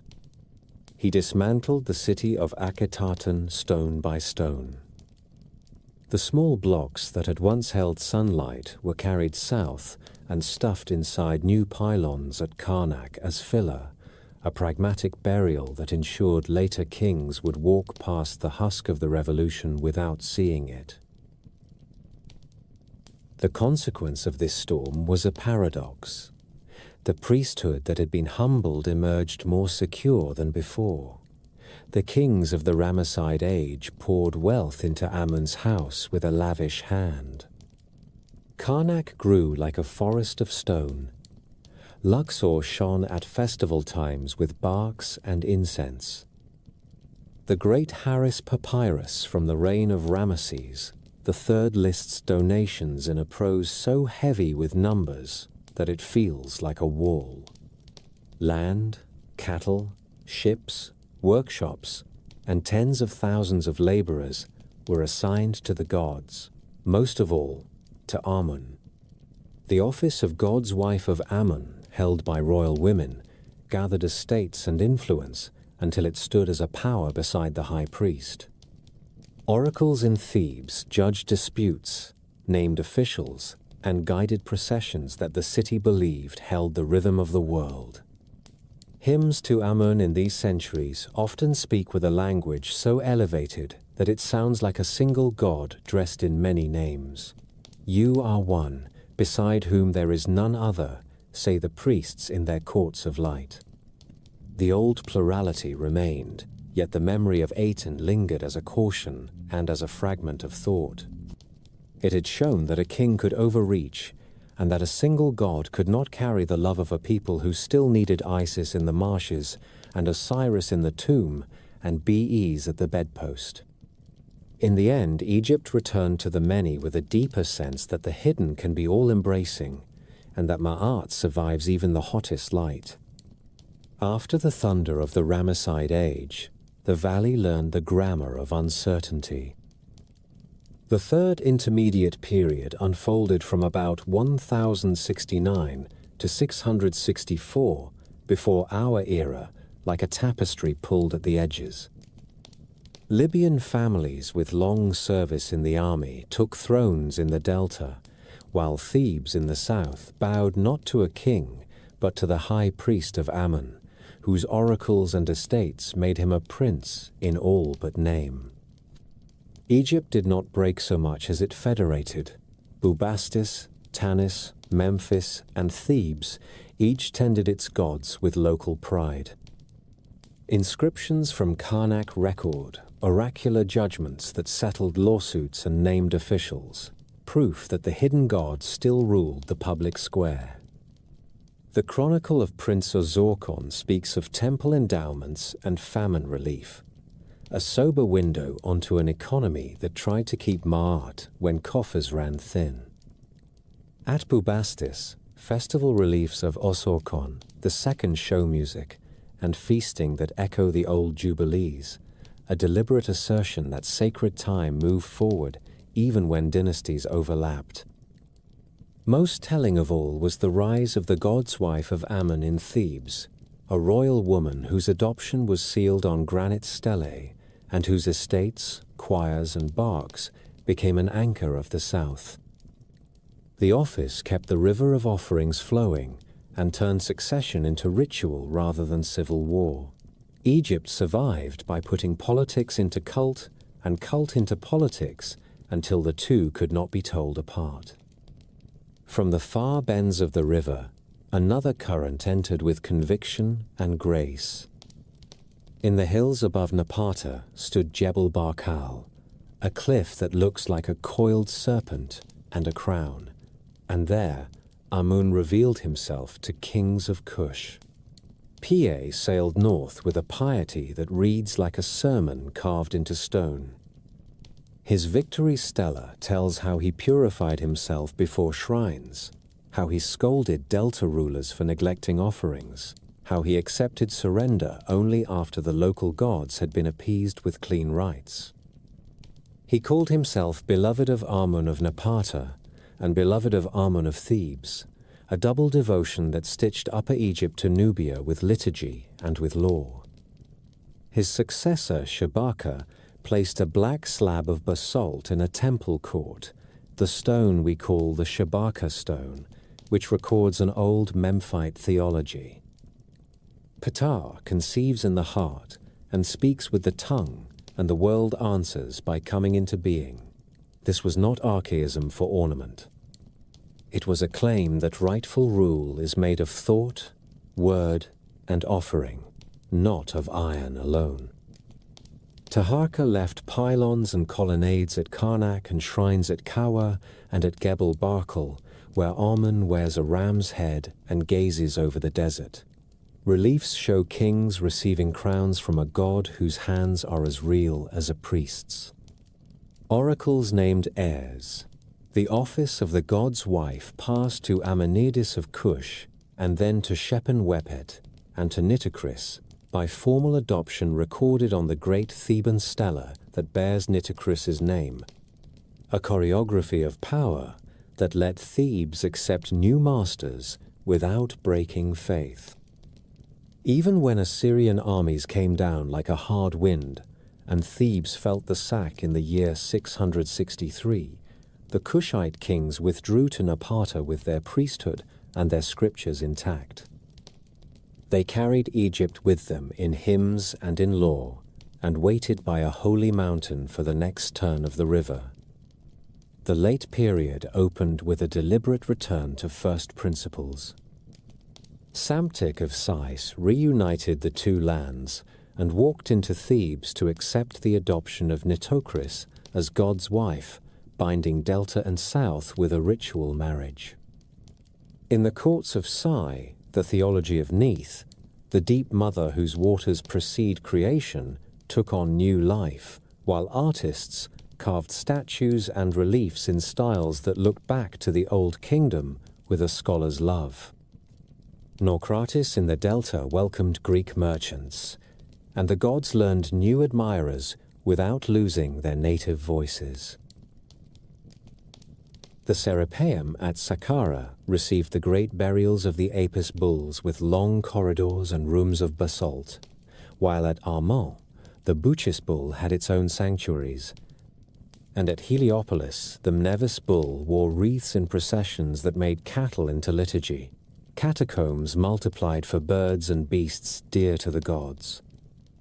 Ibises for Thoth, falcons for Horus, cats for Bastet, dogs for Anubis. Each votive was a promise in flesh and feather that prayers would be carried to the right ears.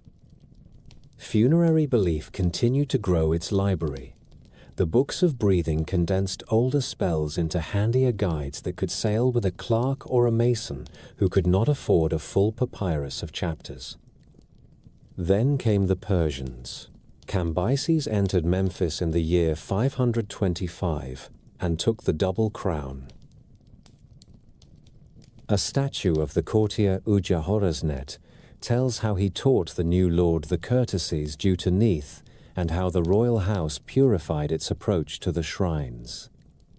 Darius built at Hybis in the Karga oasis and left canal stelae that speak of joining seas to river and of favor from Ra for a foreign king who kept the offering schedules.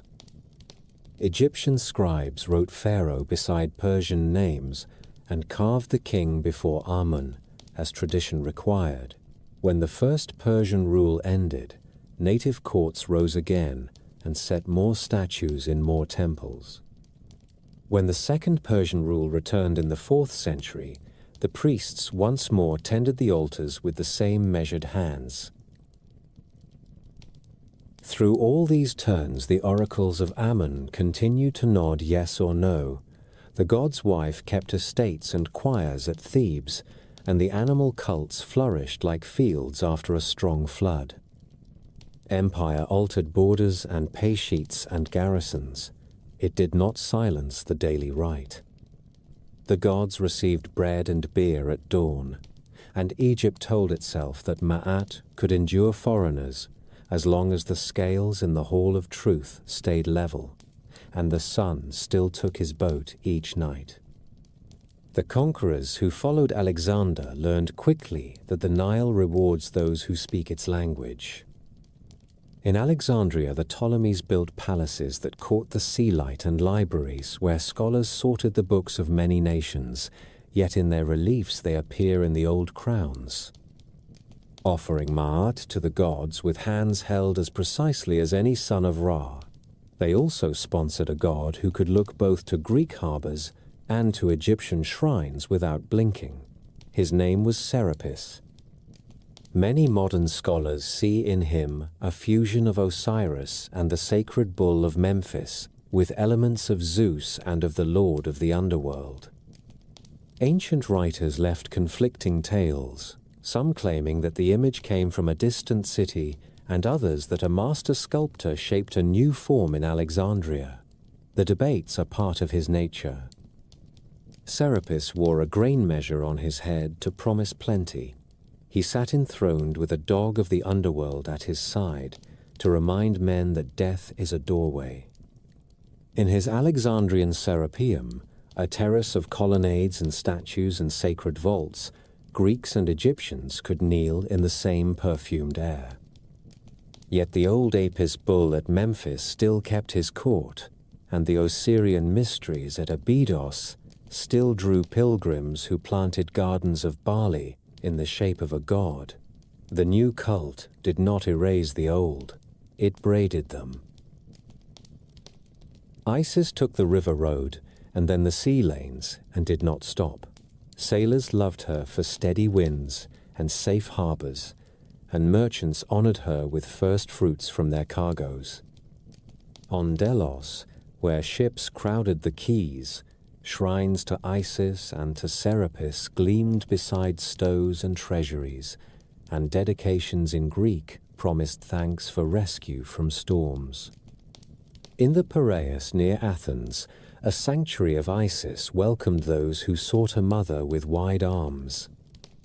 In Italy, the songs of Isis sounded in Pompeii, where frescoes show her priests with shaved heads and white linen and censers that pour out sweet smoke. In Rome itself, the Iseum campens rose on the Campus Martius, its black basalt statues and obelisks planted in a foreign city like cuttings that took root. The cult met suspicion and favor by turns, but it endured because it offered a personal covenant in a world of empires. A woman could call Isis my lady and expect an answer. A sailor could promise a vow and return to hang a plaque that named the day and the wind that spared him. The Greek magical papyri, copied in Roman Egypt, fold this devotion into handbooks of ritual where Egyptian heka and Greek invocations mingle without shame.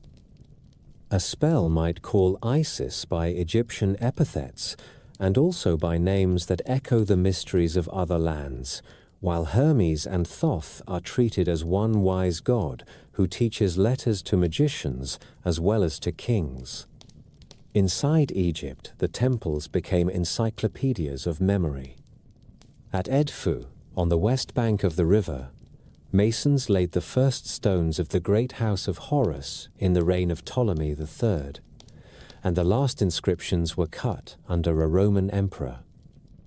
The walls carry long sacred histories that priests said were copied from ancient writings kept in the libraries of earlier shrines. There is a cosmogony where the first mound rises and the falcon receives his domains.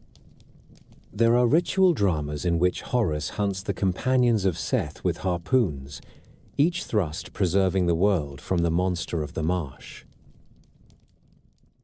The calendar of festivals marches across the stone like an army of days. The writing is dense, the scenes are precise, and yet the mood is not nostalgic. It is triumphant. To carve a myth is to keep it alive. At Dendera, the temple of Hathor rose with delicate capitals shaped like the face of the goddess, and with a birthhouse where the child Ihi is celebrated with sistrum and song.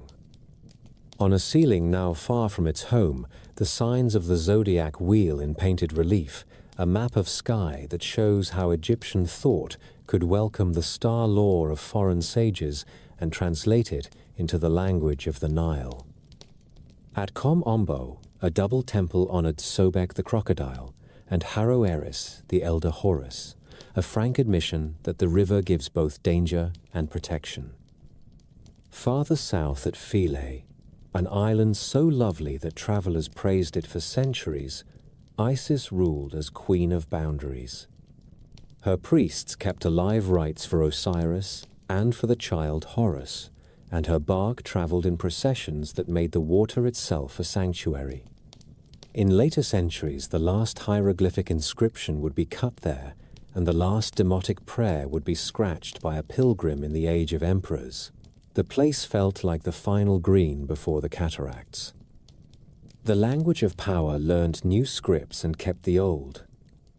The priests who crowned Ptolemy V issued a decree at Memphis in the year 196 before our era that praised the king and set out honors for the gods. It was carved in hieroglyphs for the temples, in Demotic for the courts, and in Greek for the council houses. The stone fell in later ages and broke, yet its words once read in 3 scripts allow us to recover the lost voice of pharaohs. We call it the Rosetta Stone. Earlier decrees had laid the path. The Canopus decree under Ptolemy III honored a princess and proposed a reform of the calendar to add a day each 4 years so that the seasons would not drift. A later Memphis decree recorded the victory at Raphia and set festivals in motion to mark a king who fought like Horus and who brought back images that had been carried off by foreign enemies. These texts were not flattery alone. They are contracts that show how priesthood and throne traded gifts. The crown endowed temples and confirmed privileges. The temples offered ritual, festival, and language that wrapped foreign rulers in native legitimacy. It is not an accident that Roman emperors allowed themselves to be shown in Egyptian reliefs with the crook and the flail and the double crown. Augustus carved his name on gateways and built at Philae for Isis and for Mandulis. Hadrian raised a city called Antinopolis on the east bank and fashioned a god from his grief, Osirantinus, a youth who died in the river and rose in the language of Osiris to receive worship in gymnasia and in village shrines. Empire became myth, and myth became empire in a trade that both sides understood. In these centuries, the people kept the same devotions that had comforted their ancestors. They brought mummified ibises to the catacombs of Thoth and left bronze cats at Bubastis. They wore amulets of faience shaped as ankhs and wadjet eyes. They asked oracles along procession routes and carved stelae with ears to promise that prayers would be heard. The funerary papyri grew shorter for the poor and more elegant for the rich. The books of breathing condensed the old spells into forms that a clerk could afford, while wealthy families commissioned portraits in tempera on wooden panels to place upon the faces of their mummies, eyes bright and unafraid. In city and village, Greek and Egyptian words mingled in markets and at doorways, but in sanctuaries, the ritual language pursued its careful course. The sun still rose as a scarab and sailed the sky in a bark. Osiris still slept and woke. Isis still searched the papyrus beds and found what was lost. The new gods walked beside the old and were not ashamed to borrow their names. Faith moved along the waterways in barges loaded with wine and oil and in mines that could carry 100 titles for a single hidden presence. Egypt under the Ptolemies and under Rome did not abandon its gods. It taught them new languages and sent them abroad with a confidence born of flood and field. The old order dimmed slowly, like a lamp that burns lower, while the wick still glows.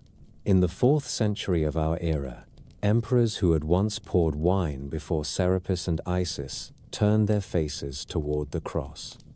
Edicts came like the tolling of a bell. The faith of the Christ was first permitted, then raised above rivals, and at last declared the measure of the realm in the reign of Theodosius. Sacrifices were forbidden. Temples were shut, their endowments seized or reassigned, though local practice varied with governors and with the stubbornness of towns. In Alexandria, the Serapeum, whose terraces had looked upon the sea with serene pride, fell in a storm of shattered stone and prayer, an event told by church historians who saw victory, and by later writers who heard lament, yet the gods did not vanish in a night. At Dendera, at Edfu, at Com Ombo, Christian crosses were cut into the soft limestone, and small chapels were made inside courts where sistrums had once rung. Priests plastered over processional scenes and set altars before doorways that had framed barks of gold. At Philae, last of the great sanctuaries, Isis held her island through the patience of border treaties and the needs of trade.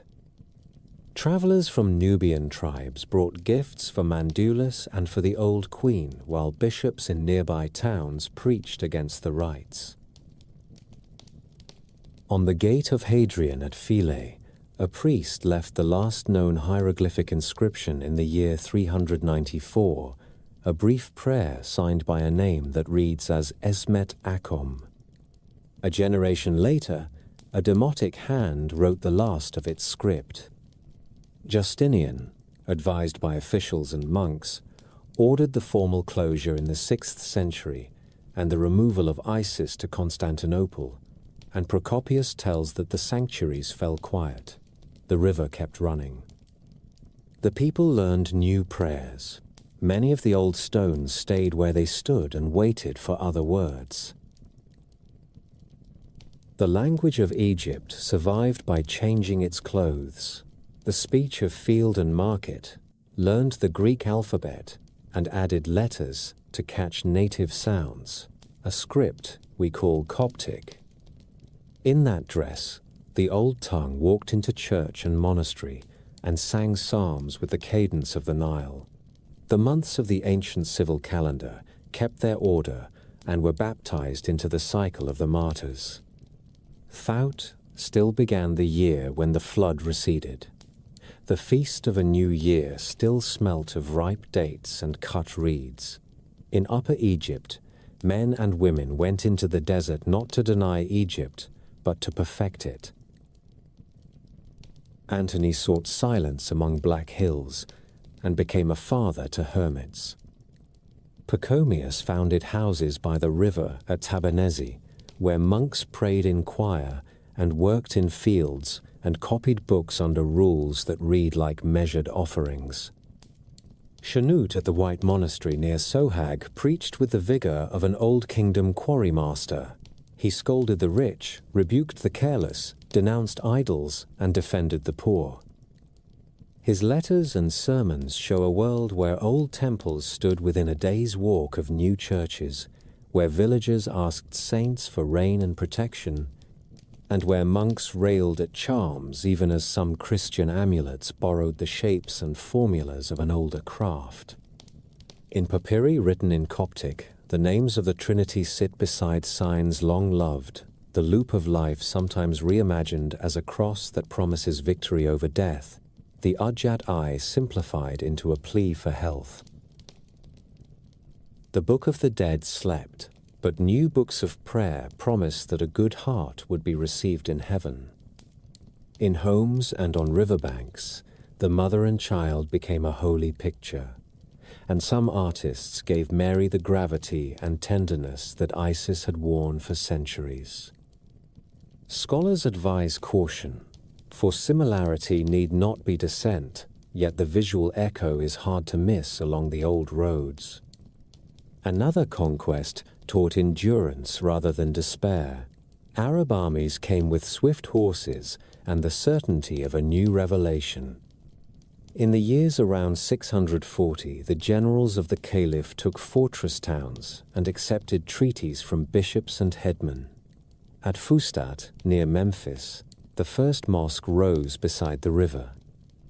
The tax lists changed script, and in time, Arabic became the language of courts and markets, while Coptic held fast in liturgy and in village speech far longer than strangers expected. The saints of the new church kept guard over canals and threshing floors. The archangel Michael stood over the flood as a patron of the waters. Monasteries in the Wadi Natron kept libraries and welcomed travelers from many lands. The memory of the temples shifted into stories of vanished kings and into the authority of sacred places reused. At Luxor, a mosque took shelter within the courts of a pharaonic house, a living witness that worship never left the riverbank, only changed its address. In the countryside, people wore small crosses as their grandfathers had worn amulets. They wrote charms that pleaded with the God of Abraham to send scorpions away and to bless the first cry of a child. Islam brought its own scholarship and its own care for the law. Judges measured cases with texts familiar to the faithful. Chroniclers preserved tales of famine and flood and of the lives of holy men and women. The Nile still rose and fell. The harvest still turned on canals and dikes that could be traced on maps from the reign of a pharaoh. The gods of Egypt had been asked to sleep, but the habits they taught had become second nature. People kept names and calendars, kept lights before images, kept the belief that justice is a balance and that words shape the world. The old faith did not die at once. It seeped into the foundation of a new house and gave it a floor that felt like the river's mud after the flood, firm and cool and ready for seed. The silence of the temples did not last forever. In the summer of the year 1799, soldiers digging near a ruined fort at Rashid lifted a dark slab whose surface shone with three kinds of writing. Priests at Memphis in the reign of Ptolemy had ordered a decree carved in the stately hand of hieroglyphs for the gods, in the swift curves of demotic for the courts, and in Greek for the councils. The stone itself had fallen, had broken, had been reused and half buried, but the decree endured like a sealed letter waiting for eyes that could read it. In Alexandria and then in London, scholars puzzled over the parallel lines. Thomas Young tested cartouches that held royal names and guessed at sounds. Jean-François Champollion, who loved Coptic as a living heir of the old tongue, saw further. He announced in his letter to the Academy in the year 1822 that the signs of the temples could speak in more than one way. They could picture a thing, they could hint at its class with a final sign, and they could also carry sound. He read Ptolemy and Cleopatra, then Ramses and Thutmose, and at last a whole grammar stood where fancy had wandered.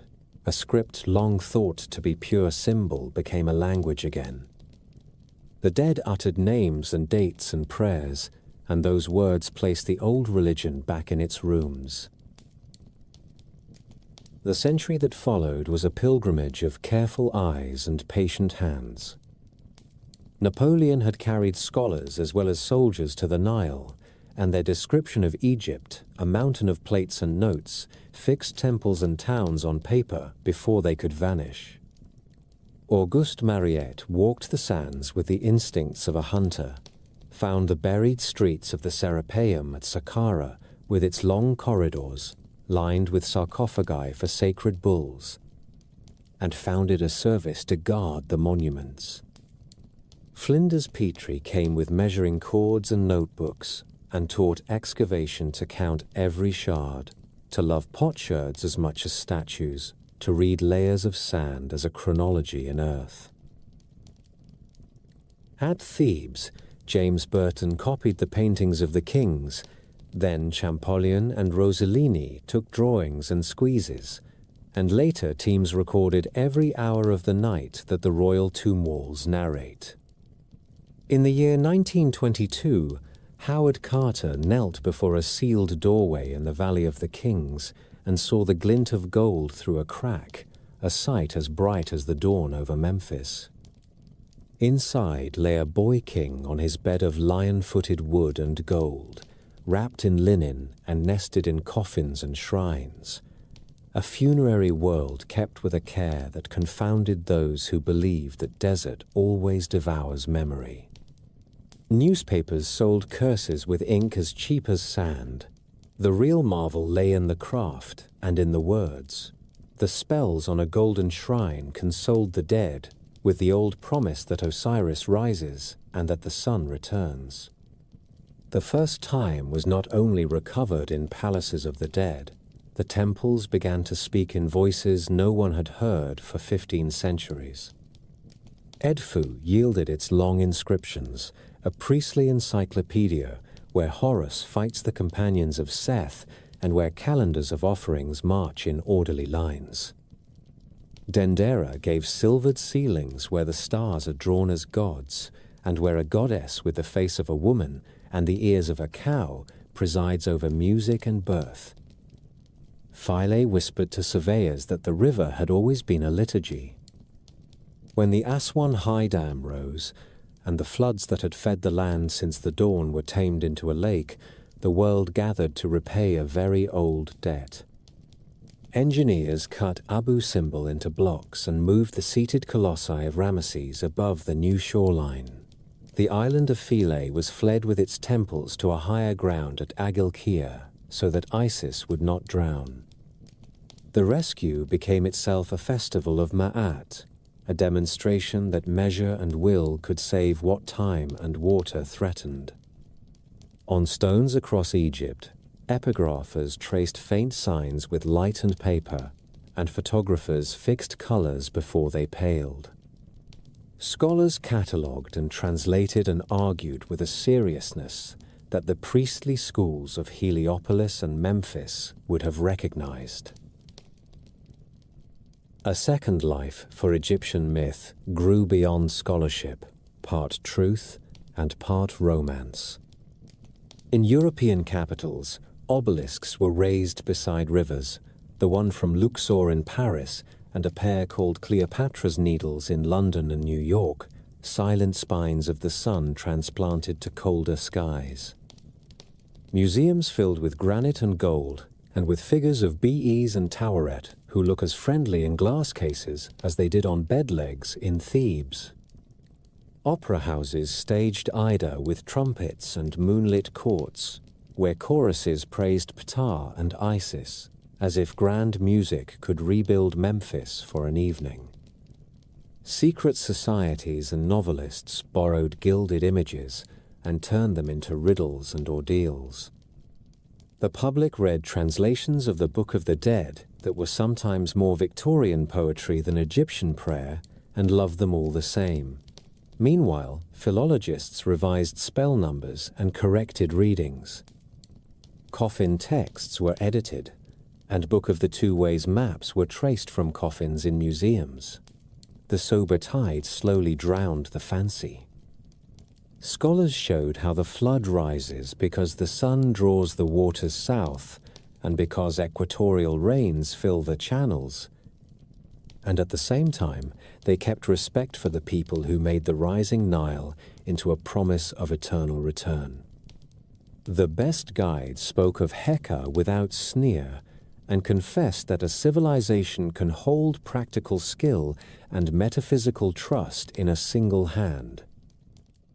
Modern Egypt claimed this inheritance with authority. The Antiquities Service created by Mariette became a national office. Egyptian scholars read the stones of their own ancestors and taught in their own universities. The museum in Cairo gathered a city of statues under a single roof and then planned a home even larger near the pyramids. Laws were written to keep ancient goods from leaving the valley except by loan and by treaty. When tourists came by the thousand, guides mixed story and fact in a cadence the Nile understands. Coptic churches in Cairo and in the countryside kept the old language as prayer and recited the months by names that the builders of Saqqara would have known. In mosques that shelter within pharaonic courts, the call to prayer rises beside columns that once watched ram-headed Amun pass in procession. The ancient theology returned not as cult, but as memory made plain. A modern farmer still speaks of the balance of things when he weighs grain. A judge still cares for the straightness of a measure. An engineer who watches the river gauges in summer shows the same worry a priest once felt before the nilometer. The old religion survives in habits of mind, in art and proverb, in the reverence that people feel for stones on which time is visible. The myths themselves remain more than curiosities. The Ennead of Heliopolis, the Ogdoad of Hermopolis, the Memphite doctrine of Ptah, the rise of Amun in Thebes, the journeys of Ra by day and by night, the passion of Osiris, and the triumph of Horus, the feather of Ma'at, and the heart that must weigh against it. These are not only lines in a book, they are metaphors that still work.